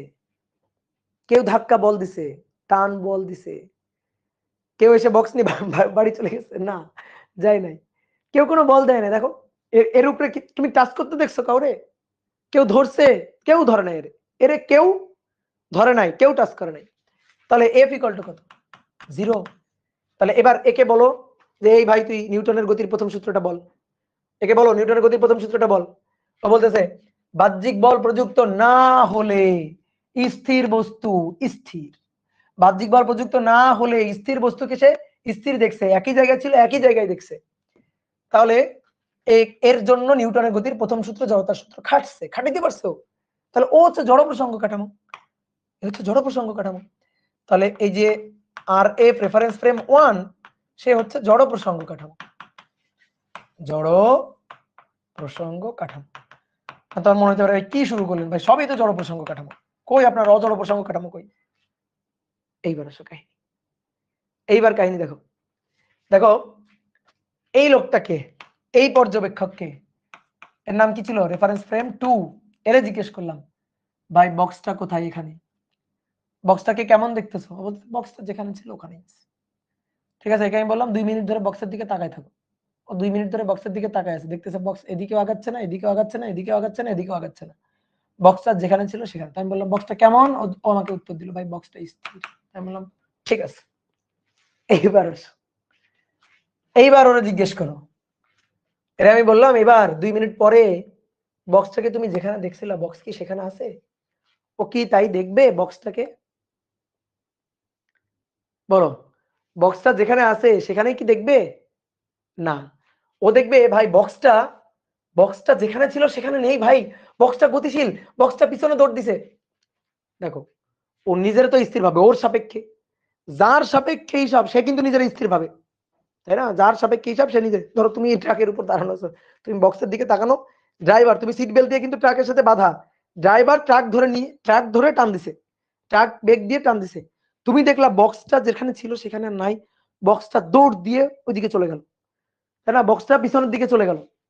তাহলে বক্সটাকে যখন তুমি পিছনের দিকে যে এই দিক বরাবর যাইতে দেখলা আর কি, তো তুমি কেমন দেখলা? এবার বক্সটাকে গতিশীল দেখলা, তুমি বক্সটাকে এবার গতিশীল দেখলা। আমি তোমার জিজ্ঞেস করলাম কেউ কি বক্সের উপর বল দিছে? দেখো তো, বক্সের উপর কেউ বল দিছে? বক্সের উপর কেউ বল দেয় নাই, কেউ নাই ওখানে, কেউ টান দেয় নাই, কেউ ধাক্কা দেয় নাই, কেউ টান দেয় নাই, কেউ ধাক্কা দেয় নাই, তাহলে বল F0।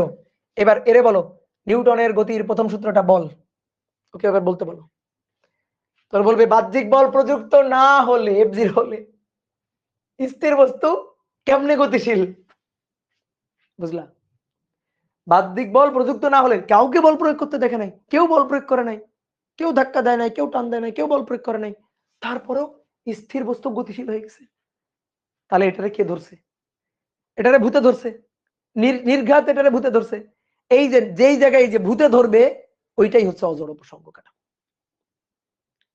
যখনই মনে হবে ভূত আছে, যে ওরা তো ভূতে ধরছে, ওই ভূতে ধরছে মনে হইলেই যে বলবে ভূতে ধরছে সেই হচ্ছে অজড় প্রসঙ্গ কাঠামো। কি কথা বুঝছো? তাহলে একটা জিনিস খেয়াল করো, যে এর সাপেক্ষে এই যে বস্তুটা, এই বস্তুটা কিন্তু যেমন গাড়িটা ধরো এ ত্বরণে যাচ্ছে, এ ত্বরণ এদিকে যাচ্ছে, তাহলে এর সাপেক্ষে এ তো নিজের ত্বরণ শূন্য ভাববে, এ নিজের ত্বরণ শূন্য ভাববে। আমি যদি জিজ্ঞেস করি এই ভাই তোর ত্বরণ কত, ও বলবে ভাই আমার আবার কিসের ত্বরণ, আমি তো ট্রাকের পরে যেখানে ছিলাম সেখানেই আছি, তো আমার সাপেক্ষে আমার অবস্থানের ওর সাপেক্ষে ওর অবস্থানে কোনো পরিবর্তন আছে নেই, তো বলবে আমার সাপেক্ষে আমার অবস্থানে কোনো পরিবর্তন নেই। তো আমি তো তখন ওকে বললাম তাহলে বলতো এই বক্সের ত্বরণ কত, ও বলবে ভাই বক্সের ত্বরণ এইদিকে দেখেন এই। ঠিক আছে, ও নিজের স্থির দাবি করলে ওর ত্বরণ এসে বক্সের ঘাড়ে বসে যাবে বিপরীত দিকে, ভেক্টর অধ্যায়ের কথাবার্তা। তাহলে দেখো ও দেখতেছে বক্সের ত্বরণ হইলো, কেউ বল প্রয়োগ করে নাই, নিউটনের সূত্র কি F = mv। দেখো এ যদি থাকে, এ আছে এর সাপেক্ষে, এটার এ আছে, এই বক্সটার এ আছে এর সাপেক্ষে, এ আছে, তাহলে এ থাকলে তো এফও থাকতে হবে, তো এ আছে এফ নাই, এ আছে এফ নাই, এই কেমন কথা? এ আছে আবার এফ নাই, এটা আবার কেমন কথা? এর সাপেক্ষে ত্বরণ মনে হচ্ছে, এর সাপেক্ষে ত্বরণ আছে, তো ত্বরণ আছে কেউ বল প্রয়োগ করে নাই, বল প্রয়োগ করলে না ত্বরণ হবে। তো যখনই এরকম এই যে ভৌতিক ঘটনা ঘটবে, ভৌতিক ঘটনা ঘটলেই সেটা অজড় প্রসঙ্গ কাঠামো। বুঝলা? বাহ্যিক বল প্রয়োগ করে নাই, কেউ বাহ্যিক বল প্রয়োগ করে নাই, তারপরে বস্তু স্থির থেকে গতিশীল হয়ে গেছে, এটা কেমন কথা?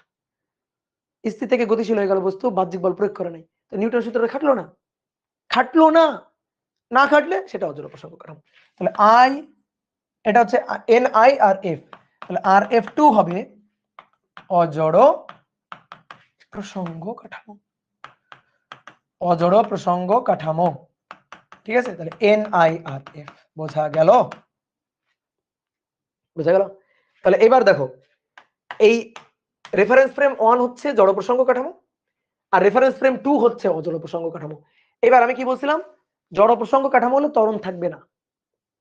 দেখো ত্বরণ নাই, স্থির ছিল, এই যে এই লোকটা এখানে দাঁড়ানো ছিল, ওই লোকটা দাঁড়ানোই আছে, তো ও তো স্থির ছিল, স্থিরই আছে, তাহলে ওর কোনো ত্বরণ নাই, তাহলে এর কোনো ত্বরণ নাই, ত্বরণ শূন্য। কিন্তু ট্রাকের দেখো তো, ট্রাকের যে কাঠামো, ট্রাকের উপর যে বসা, এর কিন্তু এবার ত্বরণ আছে, এই যে ত্বরণ হয়েছে, ত্বরণ আছে, ত্বরণ আছে। ত্বরণ আছে বলে NIRF, NIRF, আর ত্বরণ শূন্য বলে IRF। কাহিনী বোঝা গেছে? এবার আসো, মনে করো অন্য আর একদিনের ঘটনা।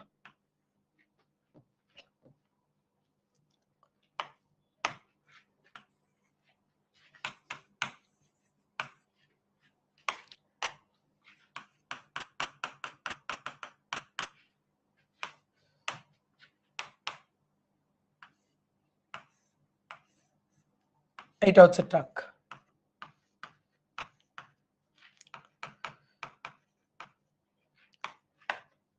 ট্রাকের উপর এখানে একজন ব্যক্তি দাঁড়ানো। কিভাবে দাঁড়ানো? ওকে কিভাবে বাঁধা? সিট বেল্ট দিয়ে বাঁধা।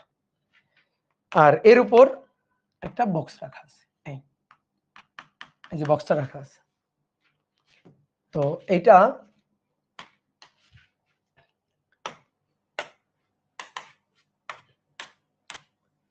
এটা 7টার ঘটনা, সকাল 7টার ঘটনা। এইবার আসো, এবার ট্রাকটা স্থির নাই, ট্রাকটা এবার ভি কনস্ট্যান্ট বেগে যাচ্ছে, ভি ধ্রুব বেগে যাচ্ছে, ভি ধ্রুব বেগ, বাড়ছে না কমছে না, ধ্রুব বেগে যাচ্ছে। হ্যাঁ, আর এই স্থির দাঁড়ানোই ছিল, এইভাবে স্থির দাঁড়ানোই ছিল। ঠিক আছে?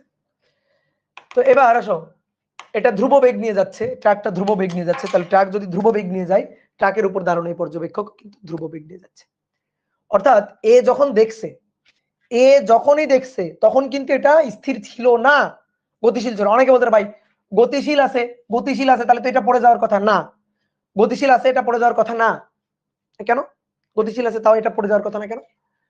যখনই দেখছে তখন এটা গতিশীল ছিল, অর্থাৎ এই গতি জড়তা আছে, স্থিতি জড়তা আগে ছিল না। ট্রাকটা মনে করো আসছে, কোথাও থেকে আসছে, তুমি এই যে তাকায় আছো, দেখলা রাস্তা থেকে ট্রাকটা যাচ্ছে, ওই যে যাচ্ছে, তুমি গতিশীল দেখছো। তুমি ট্রাক্টরে, এই যে তুমি ট্রাক্টরে স্থির দেখো নাই, তুমি এটারে যখনই দেখছো তখনই সে গতিশীল ছিল। কত বেগে গতিশীল? ভি বেগে গতিশীল। তাহলে 7টার সময় দেখছো ভি বেগে গতিশীল, তাহলে তুমি যদি ট্রাকটাকে গতিশীল দেখো ভি বেগে, তাহলে ড্রাইভারও ভি বেগে গতিশীল, ট্রাকের উপর বসা এই বস্তুটাও ভি বেগে গতিশীল, ট্রাকের উপর থাকা এই ব্লকটাও ভি বেগে গতিশীল। আর 7টা 2 এর ঘটনা হচ্ছে এটা, 7টা 2 এর ঘটনা হচ্ছে এটা। তখন ওই যে মানে ট্রাকটাকে তুমি ভি বেগে গতিশীল দেখতেছো। তাহলে ট্রাক ভি বেগে গতিশীল, ট্রাক ড্রাইভারও ভি বেগে গতিশীল, এই লোকটাও ভি বেগে গতিশীল, ব্লকটাও ওই একই ভি বেগ নিয়ে গতিশীল, গতি জড়তায় আছে। তাহলে এবার আমি তোমাকে জিজ্ঞেস করলাম, ভাই তুমি ব্লকটাকে কেমন দেখছো? তুমি বলবা যে ভাই আমি ব্লকটাকে, তুমি কিন্তু ব্লকটাকে গতিশীল দেখছে। কত বেগে? ভি বেগে, ভি বেগে। তাহলে বলবে যে ভি বেগে গতিশীল দেখছি। আমি বললাম 2 মিনিট পরেও কেমন দেখছো? 2 মিনিট পরেও কেমন দেখছো? ও বলবে 2 মিনিট পরে ওই ভি বেগেই গতিশীল দেখছি। ঠিক আছে, ভি বেগে গতিশীলই দেখছি। এবার আমি ওকে জিজ্ঞেস করলাম, এর উপর কি কেউ কোনো বল দিছে? ধাক্কা বল, টান বল? না। তাহলে এফ কত? এফ শূন্য। তোকে আমি বললাম নিউটনের গতির প্রথম সূত্র পড়ো। ও তখন নিউটনের গতির প্রথম সূত্র পড়লো, বাহ্যিক বল প্রযুক্ত না হলে স্থির বস্তু চিরকাল স্থির। ওকে আমি বললাম সামনে আগাও, নিউটনের গতির প্রথম সূত্র আরেকটু সামনে আগাও। তখন বললো বাহ্যিক বল প্রযুক্ত না হলে স্থির বস্তু স্থির, গতিশীল বস্তু গতিশীল, সমবেগ নিয়ে গতিশীল, ভি বেগ নিয়ে গতিশীল। তো এই ব্লকটাকে ভি বেগে গতিশীল দেখছিল টি0তে বা সন্ধ্যা 7টা, সকাল 7টার সময় ভি বেগ নিয়ে গতিশীল। 7টা বেজে 2 মিনিট পরে অর্থাৎ টি সময় পরে তখনও কিন্তু ভি বেগে গতিশীল দেখতেছে। তাহলে গতিশীল বস্তু গতিশীল, বাহ্যিক কোনো বল প্রয়োগ হয় নাই। তো আমি বললাম নিউটনের সূত্র খাটছে না খাটে নাই? উত্তর হচ্ছে খাটছে। তাহলে এ হচ্ছে আর F1, তাহলে রেফারেন্স ফ্রেম 1, এ হচ্ছে জড় প্রসঙ্গ কাঠামো, তাহলে হচ্ছে IRF। এবার আসো, একে জিজ্ঞেস করলাম, এ কি উত্তর দিচ্ছে শোনো। একে বললাম বল ব্লকের বেগ কত? ও বললো ভাই দেখেন আমি এখানে দাঁড়ানো, ট্রাকের উপর এই ব্লকটা এখানে আছে, দেখেন আমার সাপেক্ষে ব্লকের কিন্তু কোনো পরিবর্তন হচ্ছে না, আমার সাপেক্ষে ব্লকটা যেখানে আছে ওখানেই আছে, তাহলে স্থির আছে। আমি বললাম 2 মিনিট পরে বলো, 2 মিনিট পরে মন্তব্য করো। 2 মিনিট পরে বলছে ভাই যেখানে ছিল দেখেন ওখানেই আছে, তার মানে স্থির। এবার আমি ওকে জিজ্ঞেস করলাম কেউ কোনো বল দিছে? উত্তর হচ্ছে না। ভাই কেউ কোনো বল দেয় নাই, তাহলে F = 0। কেউ কোনো বল দেয় নাই, তাহলে F = 0। তাহলে বাহ্যিক বল প্রযুক্ত না হলে স্থির বস্তুকে স্থির দেখছে। তাহলে RF2 এটাও জড় প্রসঙ্গ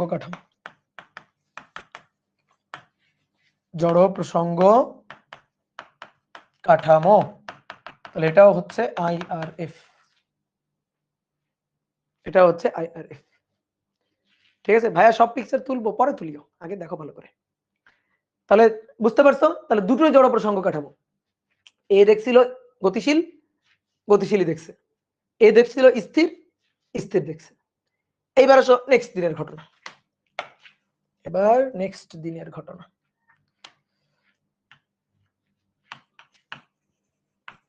ভাই খালি চিত্র আঁকাতেছেন, আঁকো, কি আর করবা, যত চিত্র আঁকবা তত ফিল করতে পারবা, তত ভালো বুঝবা। চিত্র না আঁকলেও হবে, পরে আঁকলেও হবে, আগে বুঝো ভালো করে। এই যে ট্রাকটা, ট্রাকটা ভি বেগ নিয়ে যাচ্ছিল, হ্যাঁ ভি বেগ নিয়ে ট্রাকটা গতিশীল ছিল, ট্রাকটা ভি বেগ নিয়ে গতিশীল ছিল। এই যে ব্লকটা এখানে রাখা,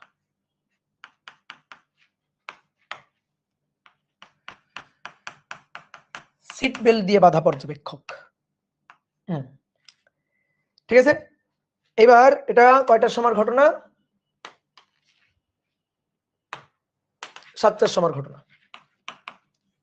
সকাল 7টা। এখান থেকে না ব্রেক দেওয়া শুরু হয়েছে। এবার এই ড্রাইভার এবার ব্রেক দিচ্ছে, ব্রেক দিচ্ছে, ব্রেক দিচ্ছে মানে কি, মন্দন, মন্দন হচ্ছে। তাহলে আস্তে আস্তে বেগ কমছে, বেগ ভি, এই ভিটা কমছে, ভি আস্তে আস্তে কমছে।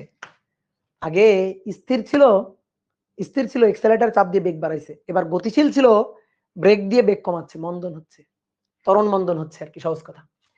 তাহলে আসো এবার আমি জিজ্ঞেস করি একে, এটা হচ্ছে RF1, এটা আমাদের RF2। আসো জিজ্ঞেস করি একে, ভাই বলো তো ভাই কেমন দেখছো, বলো কেমন দেখছে? ট্রাক গতিশীল ভি বেগে, লোকটা গতিশীল ভি বেগে, ড্রাইভার গতিশীল ভি বেগে, তো দেখতেছে যে ভি বেগে চলে যাচ্ছে, ভি বেগে গতিশীল। তাহলে এ যদি এই বক্সটাকে দেখে, ও দেখছে ভি বেগে গতিশীল, তাহলে গতিশীল দেখছে না, দেখছে তো। এইবার এইবার আসো, ট্রাকটাকে বেগ দিয়ে, সরি ব্রেক দিয়ে থামানো হচ্ছে, ব্রেক দিয়ে থামানো হচ্ছে। তলটা মসৃণ তল, তলটা মসৃণ তল, তলে কোনো ফ্রিকশন নাই। তাহলে এবার কি হবে বলতো, ব্রেক দিয়ে যদি থামানো হয়, আস্তে আস্তে আস্তে আস্তে ধরো ব্রেক দিয়ে থামানো হচ্ছে, তাহলে এ কি হবে? এর কিছু হবে না, কারণ ও তো সিট বেল্ট দিয়ে বাঁধা, ট্রাকের যা হবে ওর তাই, ট্রাক থামানো মানে ওরই থামানো।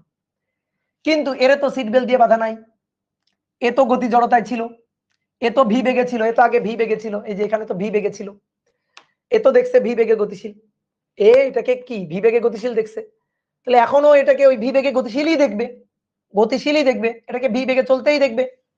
কি বুঝলা কিনা? একে আমি জিজ্ঞেস করলাম, ভাই বল 2 মিনিট পর, 7টা বেজে 2 মিনিট, বল কি হবে? ও তখনও গতিশীল দেখবে, ভাই যে বেগে গতিশীল ছিল ওই বেগে গতিশীল, কেউ থামাই নাই, কেউ কোনো বল টল দেয় নাই, এফ কত 0, তাহলে বাহ্যিক বল প্রযুক্ত হয় নাই, F0, গতিশীল বস্তুর সমবেগে গতিশীল আছে, এরে কেউ থামাই না, ও ভি বেগ নিয়ে যাচ্ছে। আর তুই বলতে ভাই ভি বেগ নিয়ে যাবে যাবে যাবে, একটু পরে তো এরে চাপা দিবে, সে এরে ধাক্কা দিক, এর চাপা দিক দিক, কিন্তু ও তো গতিশীল দেখতেছে, তাহলে ভি বেগে গতিশীল ছিল, ভি বেগে গতিশীলই আছে।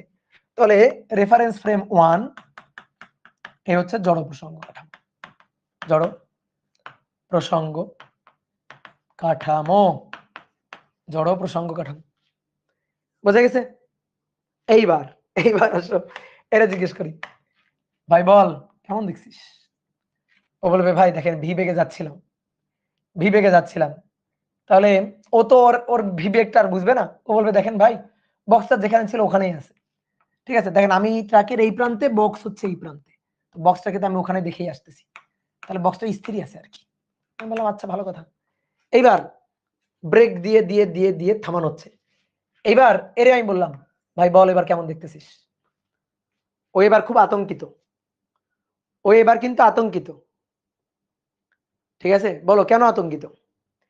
ব্রেক দেওয়া হয়েছে, ব্রেক দেওয়া হয়েছে, ব্রেক দিয়ে ট্রাক থামাই দেওয়া হচ্ছে, ট্রাক থেমে যাচ্ছে, ড্রাইভার থেমে যাচ্ছে, এ সিট বেল্ট দিয়ে বাঁধা, এ সিট বেল্ট দিয়ে বাঁধা বিদায় ও কিন্তু থেমে যাচ্ছে, কিন্তু এই বক্সটা তো সিট বেল্ট দিয়ে বাঁধা না, বক্সটা তো ভি বেগ দিয়ে চলতে থাকবে, ভি বেগ দিয়ে ভি বেগ দিয়ে চলতে থাকবে। এ দেখবে কি কিরে, এর উপর কেউ ধাক্কা দেয় নাই, কেউ বল দেয় নাই, কেউ টান দেয় নাই, কেউ কিচ্ছু করে নাই, এই এটা আমার দিকে আসতেছে কেন, এটা এইদিকে আসতেছে কেন, এসে একটু পরে কি করবে, ওরে ধরে এরকম একটা চাপা দিবে, কি তাই না?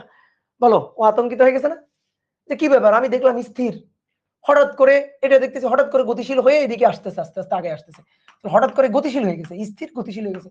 তাই আমি বললাম গতিশীল হয়েছে তার মানে কেউ হয়তো বল টল প্রয়োগ করছে। আমি বললাম যে গতিশীল হয়েছে তার মানে কেউ হয়তো বল টল প্রয়োগ করছে। ধরো ও তোমার গল্প দিচ্ছে এসা, ওই যে অনেক সময় বন্ধুরা ভূতের গল্প দেয় না, তো এরকম মনে করো যে গল্প দিচ্ছে যে বন্ধু আমি একদিন ট্রাকের উপর দাঁড়ায়া যাইতেছি, মনে করো ঢাকা থেকে রাজশাহী যাইতেছি, আমি ট্রাকের উপর দাঁড়ানো আছি, হঠাৎ করে এই ট্রাকের একেবারে শেষ প্রান্তে ওখানে একটা বক্স রাখা ছিল, ওই বক্সটাকে কেউ ধরে নাই, কেউ টানে নাই, কেউ বল প্রয়োগ করে নাই, ওই বক্সটা আস্তে আস্তে আস্তে আস্তে আমার দিকে আসতেছে, এসে আমার একটু পরে চাপা দিবে মনে হইতেছে। তুমি এরকম গল্প দিতেছো, তাহলে এর কেউ ধরে নাই, কেউ বল প্রয়োগ করে নাই, এফ বাহ্যিক বল শূন্য। বাহ্যিক বল শূন্য হইলে স্থির তো স্থির থাকার কথা, কিন্তু স্থির গতিশীল হয়ে গেছে, এই কেমন কথা? বাহ্যিক বল প্রযুক্ত হয় না, স্থির গতিশীল হয়ে গেছে মানে ত্বরণ হয়ে গেছে, বুঝতে পারছো? তাহলে এটা আবার কেমন কথা? তার মানে কি ভৌতিক কথা? তার মানে অবশ্যই এটা ভূতে ধরছে। এটারে কে ধরছে? ভূতে ধরছে, ভূতে ঠেলছে, তাই না? তাহলে এই যে ভূতে ঠেলা হইলেই মনে হবে তখন অজড় প্রসঙ্গ কাঠামো, যে কাঠামোতে ভূত আছে, ঠিক আছে? তাহলে এটা হচ্ছে অজড় প্রসঙ্গ কাঠামো।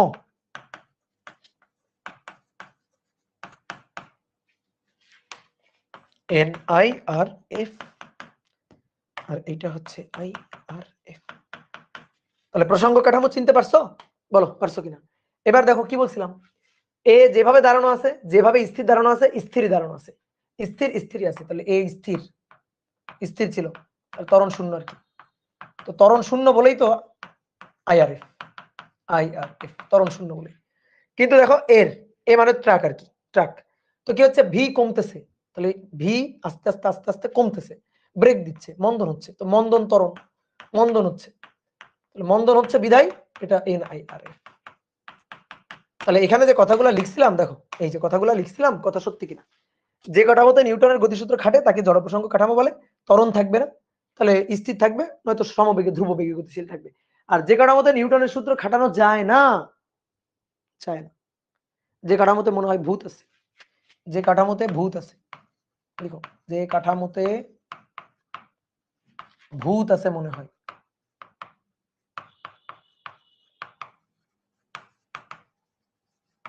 সেটাই হচ্ছে অজড় প্রসঙ্গ কাঠামো। তো ত্বরণ থাকবে, ঠিক আছে, ত্বরণ থাকবে। আসো,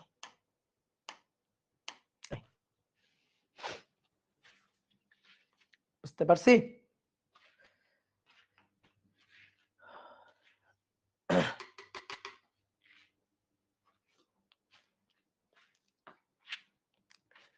তাহলে ভূত আছে মনে হইলেই সেটা অজড় প্রসঙ্গ কাঠামো। ওকে, গুড।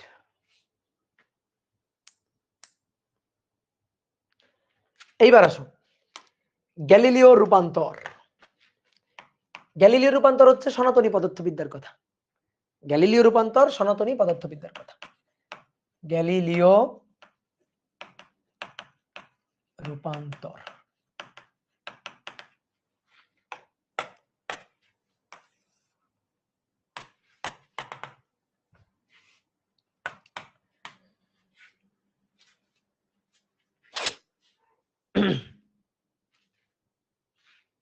দেখো গ্যালিলিও রূপান্তর সনাতনী পদার্থবিদ্যার কথা। মনে করো একটা ত্রিমাত্রিক রেফারেন্স ফ্রেম, এই ত্রিমাত্রিক রেফারেন্স ফ্রেম হচ্ছে এস, আর আরেকটা রেফারেন্স ফ্রেম আছে, তো সেই রেফারেন্স ফ্রেমটা হচ্ছে এস ড্যাশ, আর একটা ত্রিমাত্রিক রেফারেন্স ফ্রেম হচ্ছে এস ড্যাশ।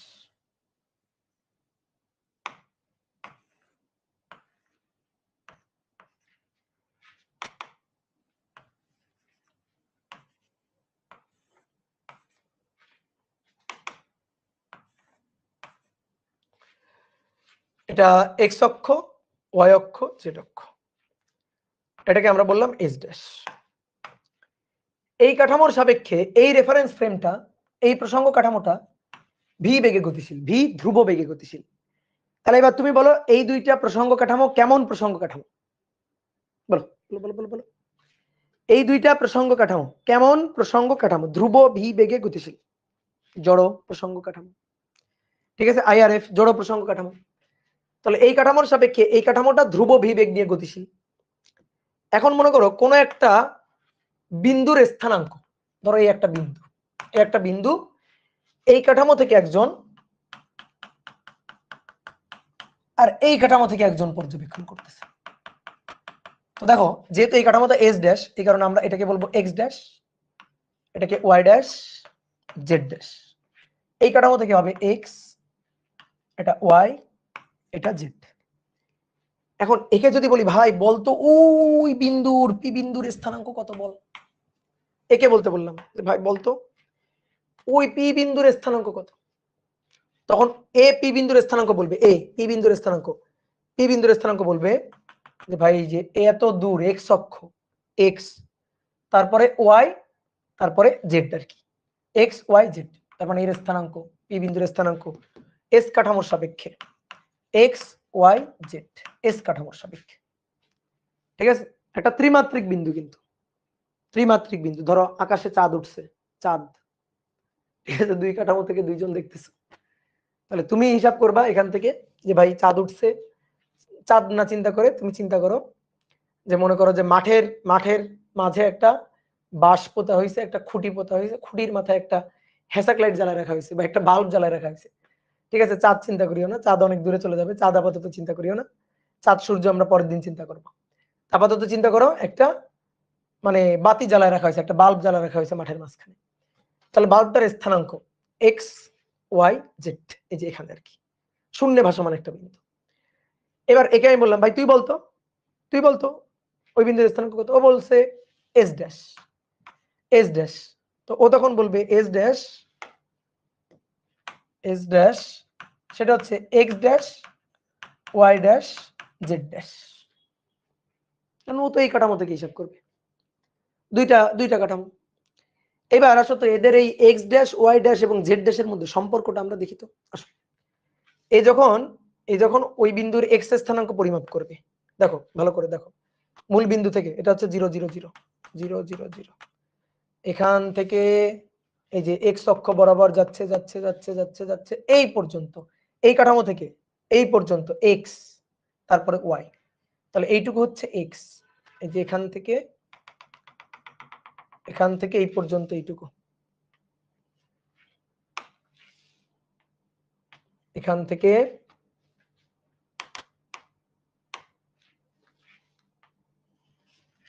থেকে এই পর্যন্ত, আচ্ছা অন্যভাবে দেখতে নেই, এখান থেকে এই পর্যন্ত এইটুকু হচ্ছে এক্স, যেহেতু এর কাঠামো থেকে, তাহলে এই দূরত্বটা এক্স, এই টোটাল দূরত্বটা এক্স।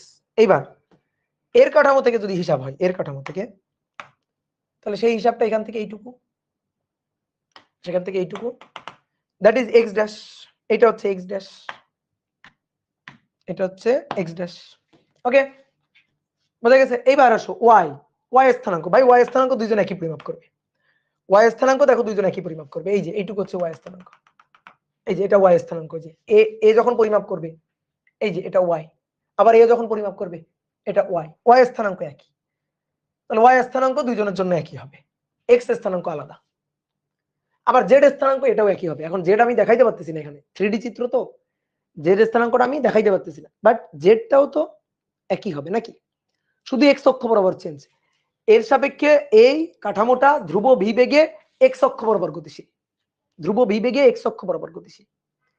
চিন্তা করো, চিন্তা করো তুমি ঘরের মধ্যে, চিন্তা করো যে তুমি ঘরের মধ্যে এখানে আসো, তোমার ভাই এখানে আছে, ঠিক আছে, কাউকে ডেকে নিয়ে আসো যে ভাই আয়, তুমি এখানে আসো, তোমার ভাই এখানে আছে। এবারে ঘরের মধ্যে ধরো তোমরা কোন একটা বিন্দু, ধরো ঘরের কোন একটা বাল্ব, ধরো ঘরের এখানে একটা বাল্ব জ্বলতেছে, তোমরা এই বাল্বটাকে দেখবা। এবার দেখো তোমার থেকে বাল্বটা এক্স দূরে, তোমার ভাই থেকে এক্স ড্যাশ দূরে, এক্স ড্যাশ দূরে।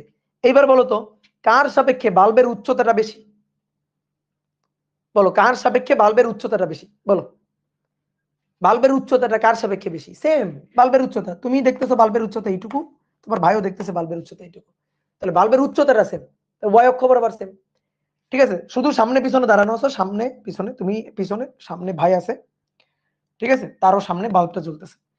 এবার বাল্বটা ধরো এই দিক বরাবর, উচ্চতা তো সেম। এবার এই দিক বরাবর ডান হাত বরাবর বাল্বটা কত দূরে, ডান হাত বরাবর বাল্বটা কত দূরে, দেখো তোমার ডান হাত বরাবর যত দূরে বাল্বটা, তোমার ভাইয়েরও ডান হাত বরাবর ঠিক ততটুকু দূরে, মানে জেড অক্ষ একই। তাহলে জেড অক্ষ একই, জেড অক্ষ একই, উচ্চতা হাইট ওয়াই অক্ষ একই, শুধু তোমার থেকে বেশি দূরে বাল্বটা, তোমার ভাই থেকে কম দূরে। তাহলে শুধু আলাদা কি, শুধু আলাদা এক্স, শুধু আলাদা এক্স।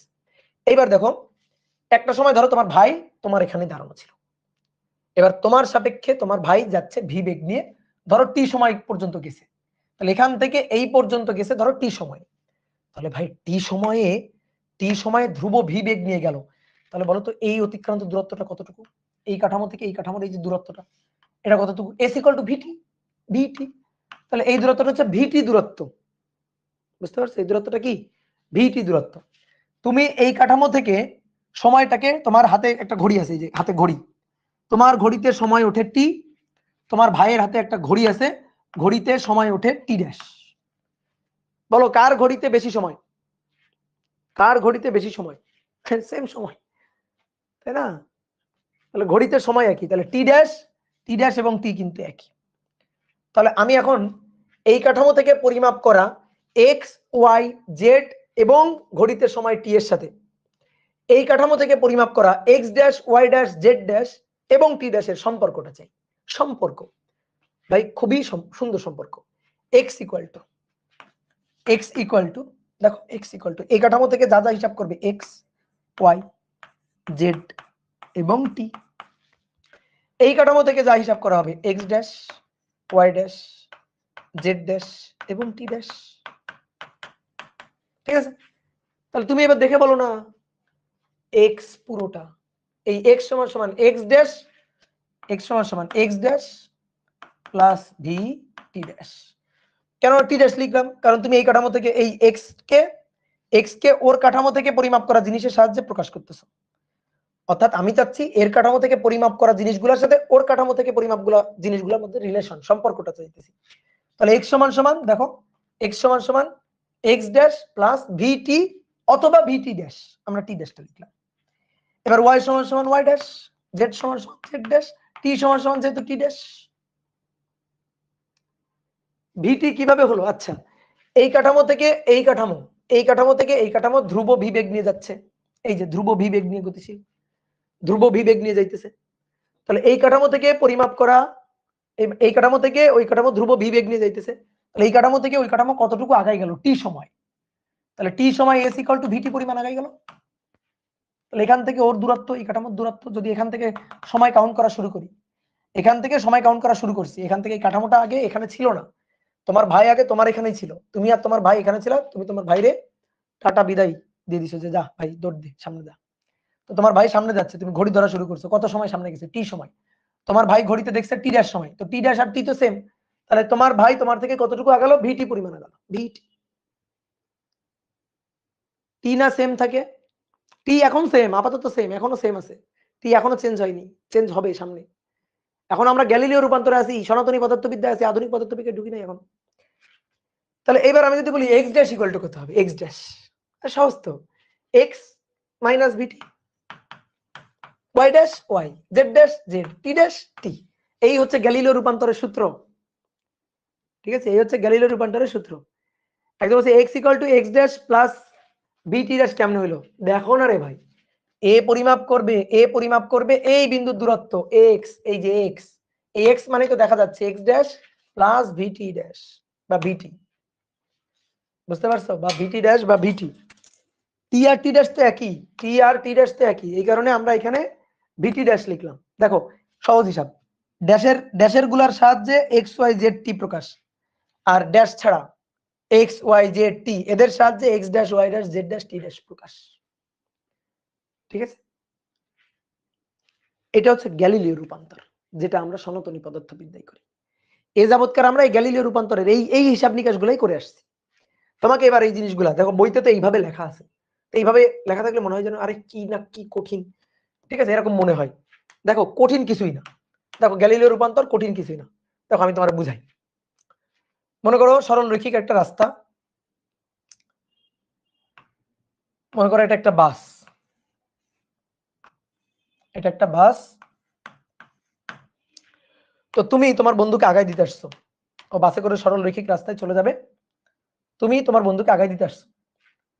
তো তুমি এবং তোমার বন্ধু এখানে দাঁড়ানো, এই যে তুমি এবং তোমার বন্ধু প্রথমে কিন্তু এখানে দাঁড়ানো, বাসটা আসছে ধ্রুব ভি বেগ নিয়ে, বাসটা আসছে, তোমার বন্ধু টুপ করে বাসের মধ্যে উঠে গেছে। ঠিক আছে, তোমার বন্ধু বাসের মধ্যে উঠে গেছে, তাহলে তুমি এবং বাস, তুমি এবং তোমার বন্ধু একই জায়গায় ছিল। তাহলে এই যে তোমার বন্ধুটা হচ্ছে, তোমার বন্ধু হচ্ছে এস ড্যাশ কাঠামো, এস ড্যাশ কাঠামো, আর তুমি হচ্ছে এস কাঠামো। এই যে তুমি হচ্ছে এস কাঠামো, এস কাঠামো। এবার তোমার বন্ধু চলে যাচ্ছে, তো তুমি বন্ধুকে গাড়িতে উঠাই দিয়ে ঘড়িতে সময় দেখা শুরু করছো। ঠিক আছে, তুমি ওকে গাড়িতে উঠাই দিয়েই ঘড়িতে সময় দেখা শুরু করছো যে কতক্ষণ হইল। ও গাড়িতে উঠছে, গাড়ি চলে যাচ্ছে, তুমি সময় দেখা শুরু করছো। তাহলে দেখো দুটো কাঠামো এক জায়গায় ছিল, তুমি তোমার বন্ধু একই জায়গায় ছিল। তোমার বন্ধু চলে যাচ্ছে, সামনে আগে যাচ্ছে, তো তুমিও ঘড়িতে দেখতেছো যে গাড়ি যাচ্ছে, 2 মিনিট হলো, 3 মিনিট হলো, 4 মিনিট হলো। তোমার বন্ধুও ঘড়িতে দেখতেছে, তোমার বন্ধুর হাতের ঘড়ি সময় বলে টি ড্যাশ, আর তোমার ঘড়ির সময় বলে টি। তোমার ঘড়ির সময় বলে টি, বুঝলা? তাহলে এখন আসো, এই যে এই গাড়িটা সামনে আগায় গেল, এই যে গাড়িটা সামনে, তোমার হাত কেটে নিয়ে যাচ্ছে, এই যে গাড়িটা সামনে আগায় গেল। কোন একটা মুহূর্তে ধরো গাড়িটা এখানে, কোন একটা মুহূর্তে গাড়িটা ধরো এখানে।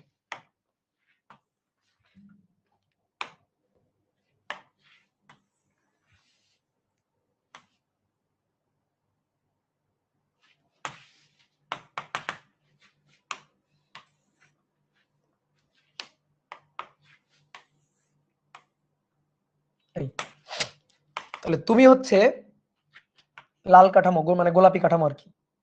এই তুমি হচ্ছে এস, তোমার বন্ধু হচ্ছে এস ড্যাশ। এইবার রাস্তা দিয়ে গাড়ি যাচ্ছে, ঠিক আছে, মনে করো রাস্তা দিয়ে গাড়ি যাচ্ছে, রাস্তার এই পাশে মাঠ, এই পাশে মাঠ। এবার মাঠের মধ্যে, ঠিক আছে, মাঠের মধ্যে কোথাও একটা জায়গায়, এটা একটা 3D ক্ষেত্র, ঠিক আছে, এরকম ধরো সমতল। এই সমতলে এবার মাঠের মধ্যে এই জায়গায় একটাই, মনে করো এখানে একটা গাছের মাথায় বা একটা খুঁটির মাথায় একটা বস্তু ঝুলানো হয়েছে। এবার এই বস্তুটাকে তুমিও দেখতেছো, তোমার বন্ধুও দেখতেছে। চিন্তা করো, কল্পনা করো, তুমিও দেখতেছো, তোমার বন্ধুও এই গাছের মাথায় ঝুলানো ওই বস্তুটাকে দেখতেছে। তাহলে এবার তুমি পরিমাপ করবা যে ওই বস্তুটার স্থানাঙ্ক। তাহলে ওই বস্তুটা কেমন, একটা 3D বস্তু। দেখো তুমি এখান থেকে ওই বস্তুটার স্থানাঙ্ক যদি হিসাব করো, তাহলে এক্স, এক্স, হ্যাঁ এক্স, তারপরে এদিকে গেলা ওয়াই, ধরো এদিকে গেলা ওয়াই, তারপরে উপরের দিকে উঠে যাবা, উপরের দিকে উঠে যাবা জেড। অথবা অথবা এটা হতে পারে, ধরো এদিকে থাকো, ধরো এই যে এই গেলা এক্স, এক্স, ঠিক আছে, তারপরে এইদিকে গেলা জেড, দেন তারপরে উপরে উঠলা ওয়াই। ঠিক আছে, উপরে উঠলা ওয়াই। তাহলে তুমি ওই বিন্দুর স্থানাঙ্ক পরিমাপ করলা S, that is X, Y এবং জেড। এবার এ হিসাব করলে এই বাসের মধ্যে বসেও ওই মাঠের মাঝখানে খুঁটিতে ঝুলানো বস্তুটাকে দেখতেছে। তাহলে এ যেটা হিসাব করবে সেটা হচ্ছে এক্স, তারপরে ওয়াই এবং জেড। ঠিক আছে, আমি ওই জেডটা দেখাইতে পারতেছি না কারণ এটা হচ্ছে 3D তো। তাহলে S dash, X dash, Y dash এবং জেড ড্যাশ। ওকে, তাহলে দেখো এক্স অক্ষ বরাবর এর কাঠামো থেকে এই বিন্দুর যে দূরত্বটা এক্স অক্ষ বরাবর, এটা তো ধ্রুব ভি বেগ নিয়ে গতিশীল। তাহলে এক্স অক্ষ বরাবর এই কাঠামো থেকে, এই কাঠামো থেকে এই বিন্দুর যে দূরত্বটা এক্স অক্ষ বরাবর, দ্যাট ইজ এক্স ড্যাশ। আর এর কাঠামো থেকে যে দূরত্বটা, দেখো এর কাঠামো থেকে যে দূরত্বটা এখান থেকে এই পর্যন্ত, এই পর্যন্ত যে দূরত্বটা, এটা হচ্ছে এর কাঠামোর জন্য এক্স, এর কাঠামোর জন্য এক্স।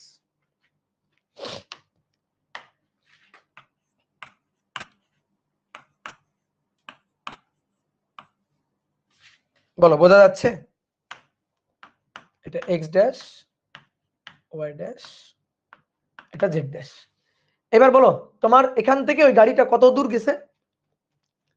তুমি হাতে, তোমার তোমার হাতে ঘড়িতে সময় দেখছো, তুমি তুমি ঘড়িতে সময় দেখছো টি, তোমার বন্ধু ঘড়িতে সময় দেখছে, ওর হাতের ঘড়িতে সময় টি ড্যাশ, তাহলে টি ড্যাশ।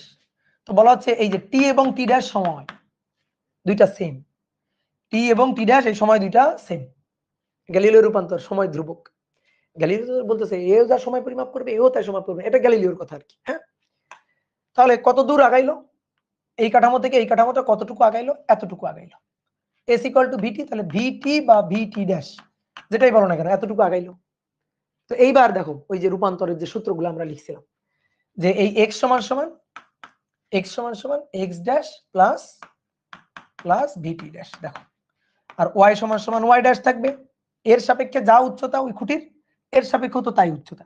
তাহলে ওয়াই সমান সহজ কথা, যে বরাবর যাবে সেই বরাবর স্থানাঙ্কের চেঞ্জ হবে।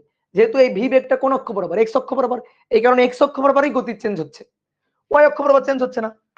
তারপরে Z equal to Z dash সময় T equal to T dash, আর এখানে এক্স ড্যাশ সমান সমান টোটালটা এক্স মাইনাস এইটা বাদ যাবে, তাহলে x minus v t, y dash মানে ওয়াই, জেড ড্যাশ মানে জেড এবং টি ড্যাশ মানে টি। বুঝতে পারলা? টি ড্যাশ মানে টি।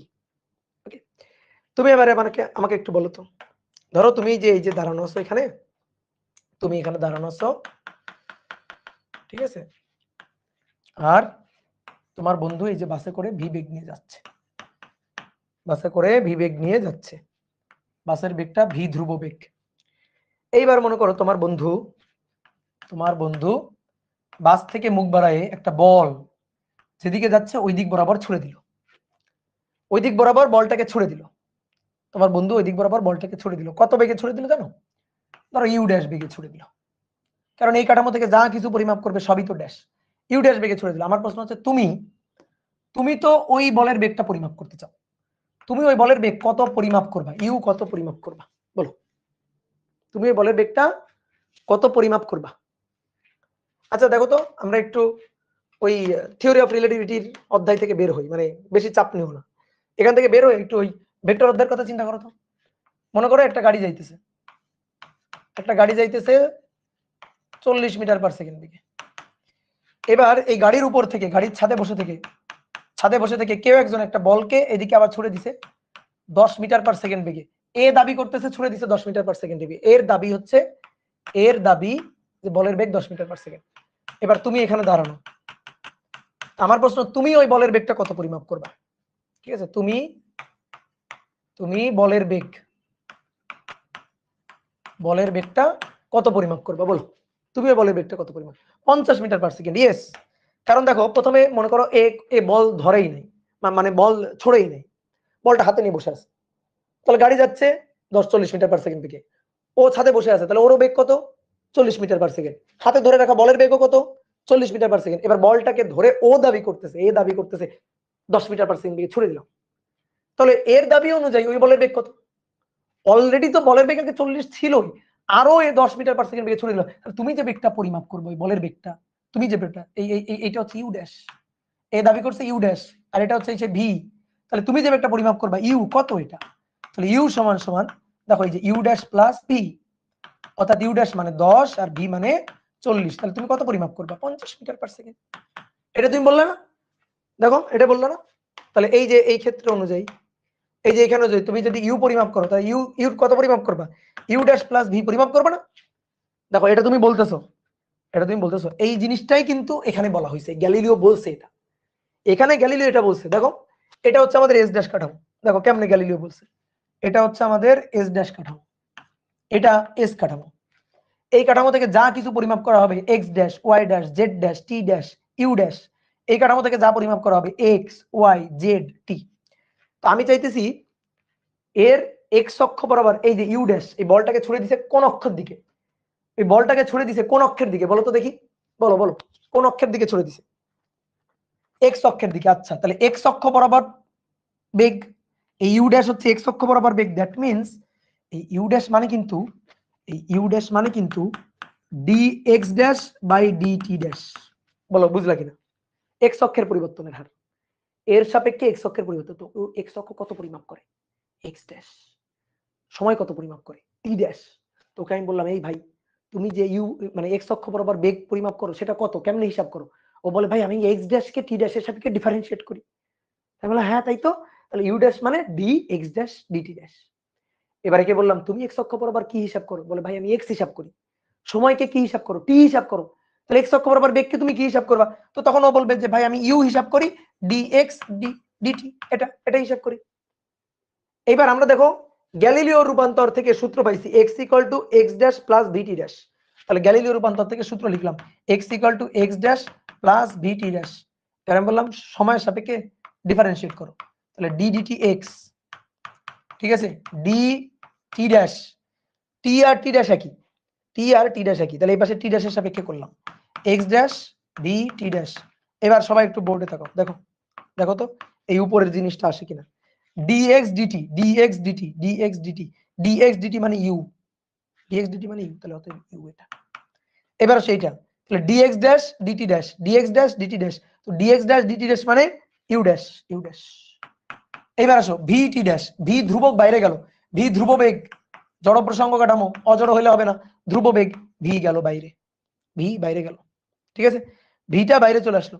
তাহলে ভিটা যদি বাইরে চলে আসে তাহলে dt ড্যাশ dt ড্যাশ, তো টি ড্যাশকে টি ড্যাশের সাপেক্ষে করলে কত 1, তাহলে অতএব u plus u dash, u equal to u dash plus V.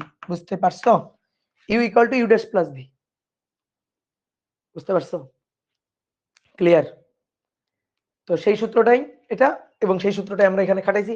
এটাই আমরা খাটাইতাম না, এটাই আগে আমরা করছি না, আমরা বেগের হিসাব নিকাশ, আপেক্ষিক বেগের হিসাব নিকাশ এভাবে করছি না। এটাই সনাতনী পদার্থবিদ্যা, এটাই গ্যালিলিও পদার্থবিদ্যা, এটাই গ্যালিলিও রূপান্তরের সূত্র। বুঝতে পারছো?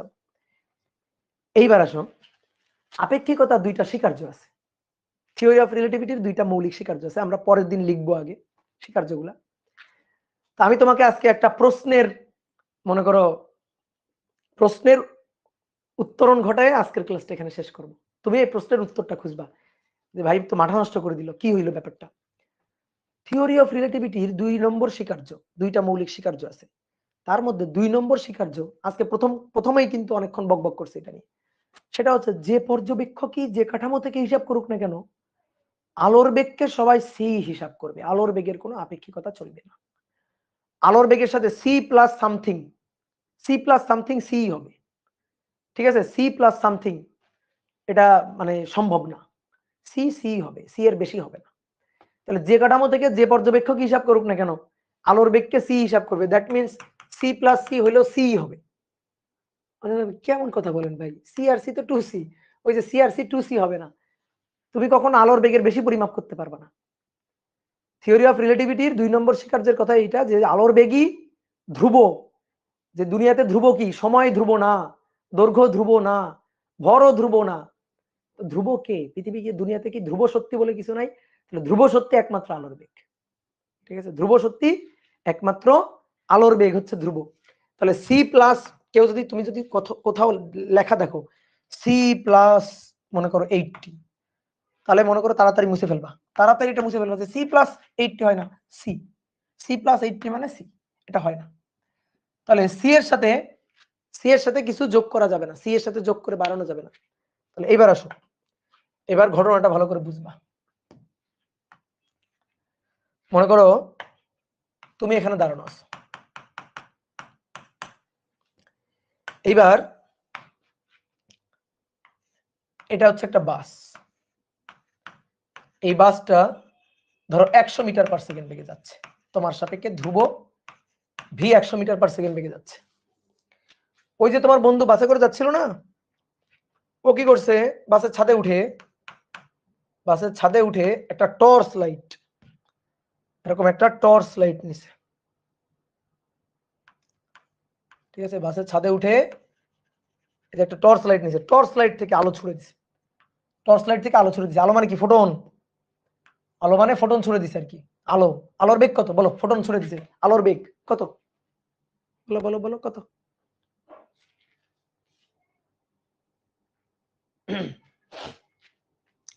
আলোর বেগটা কত, এই যে ফোটন চলে গেছে কত বেগে, আলোর বেগ সি, 3 × 10⁸ সি, ঠিক আছে, 3 × 10⁸ এই বেগে ছুড়ে দিছে, আলোর বেগ কত, আলোর বেগ হচ্ছে সি। এ দাবি করছে, এর দাবি যে আলোর বেগকে সি ছুড়ে দিছো, তো ভাই সি মানে এটা ইউ ড্যাশ, ইউ ড্যাশ। এবার এরা আমি বললাম ভাই তুমি তাহলে ওই টর্চ লাইট থেকে আলোকে কত বেগে যাইতে দেখবা, ঠিক আছে, আলোকে কত বেগে যাইতে দেবা। অথবা চিন্তা করো একটা বল, পারবে কি পারবে না আমরা জানি না, তো ধরো একটা বল, এই বলটাকে আগে 10 মিটার পার সেকেন্ড বেগে ছুটছিল না, বলটাকে আলোর বেগে ছুড়ে দিচ্ছে, আলোর বেগে। তাহলে এবার একে আমি জিজ্ঞেস করলাম, তুমি আলোর বেগ বা বলের বেগ যেটাকে সি বেগে ছুড়ে দিছে কত পরিমাপ করবা, ইউ কত পরিমাপ করবা? তো তখন বললো, ভাই আমি ইউ পরিমাপ করব গ্যালিলিও রূপান্তরের সূত্র অনুযায়ী। গ্যালিলিও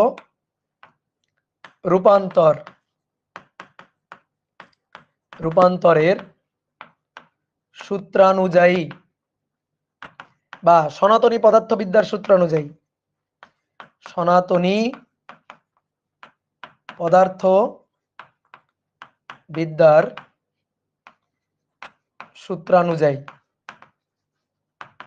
সূত্রানুযায়ী এই যে বেগটা পরিমাপ করবে ইউ, সেটা হচ্ছে ইউ ড্যাশ প্লাস ভি, মান বসাও। অতএব ইউ ড্যাশের মান সি প্লাস ভি 100।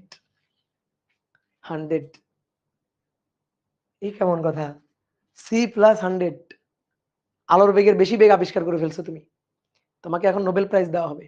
চলে আসো, তুমি আলোর বেগের বেশি বেগ আবিষ্কার করে ফেলছো, সি প্লাস 100, তোমাকে এখন নোবেল প্রাইজ দেওয়া হবে। চলে আসো।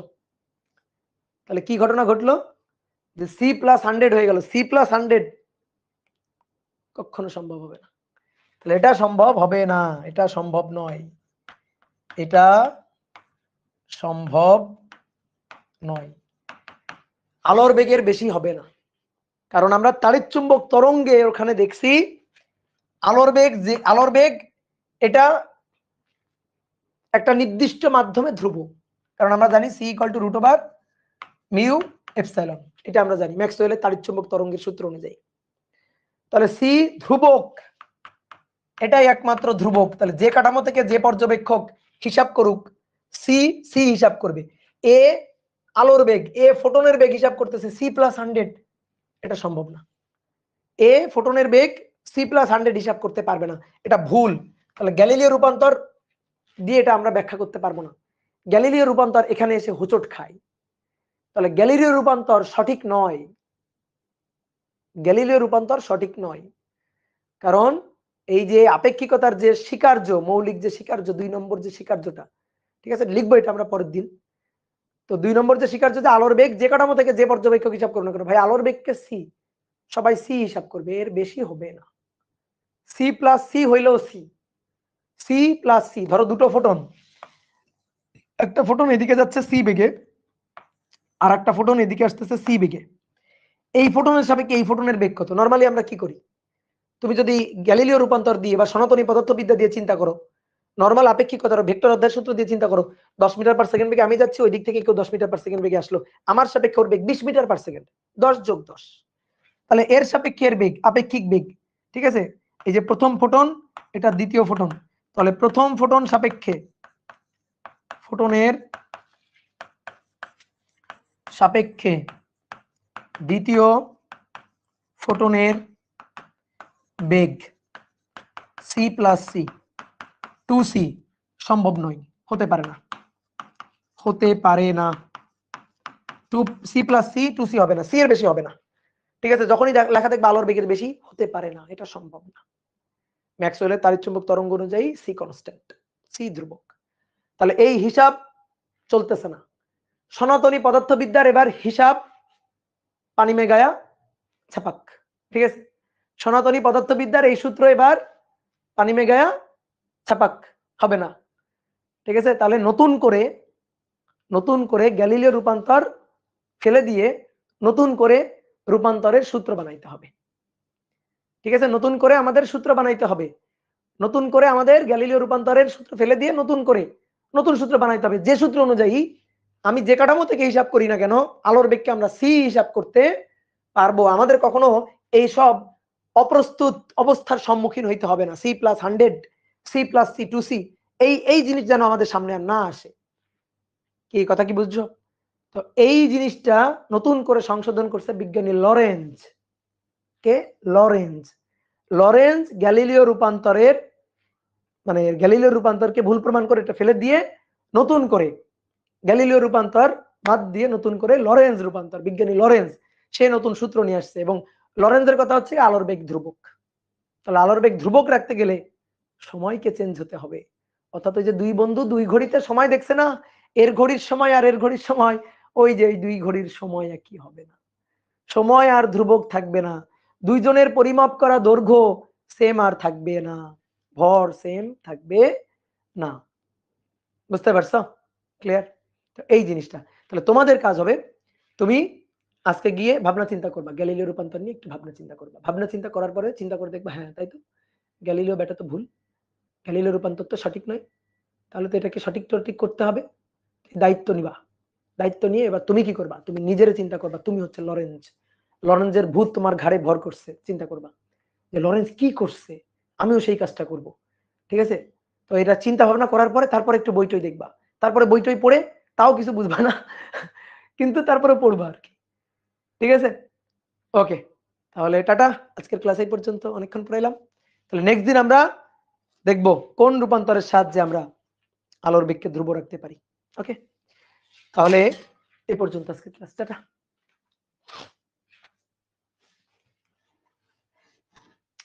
ম্যাক্সওয়েলের ইকুয়েশন কি মডার্ন ফিজিক্স পার্টের? হ্যাঁ অবশ্যই, ম্যাক্সওয়েল ইকুয়েশন হচ্ছে মডার্ন ফিজিক্সের। ঠিক আছে, ম্যাক্সওয়েল ইকুয়েশনের উপরেই তো ভিত্তি করে ধরো যে মানে থিওরি অফ রিলেটিভিটির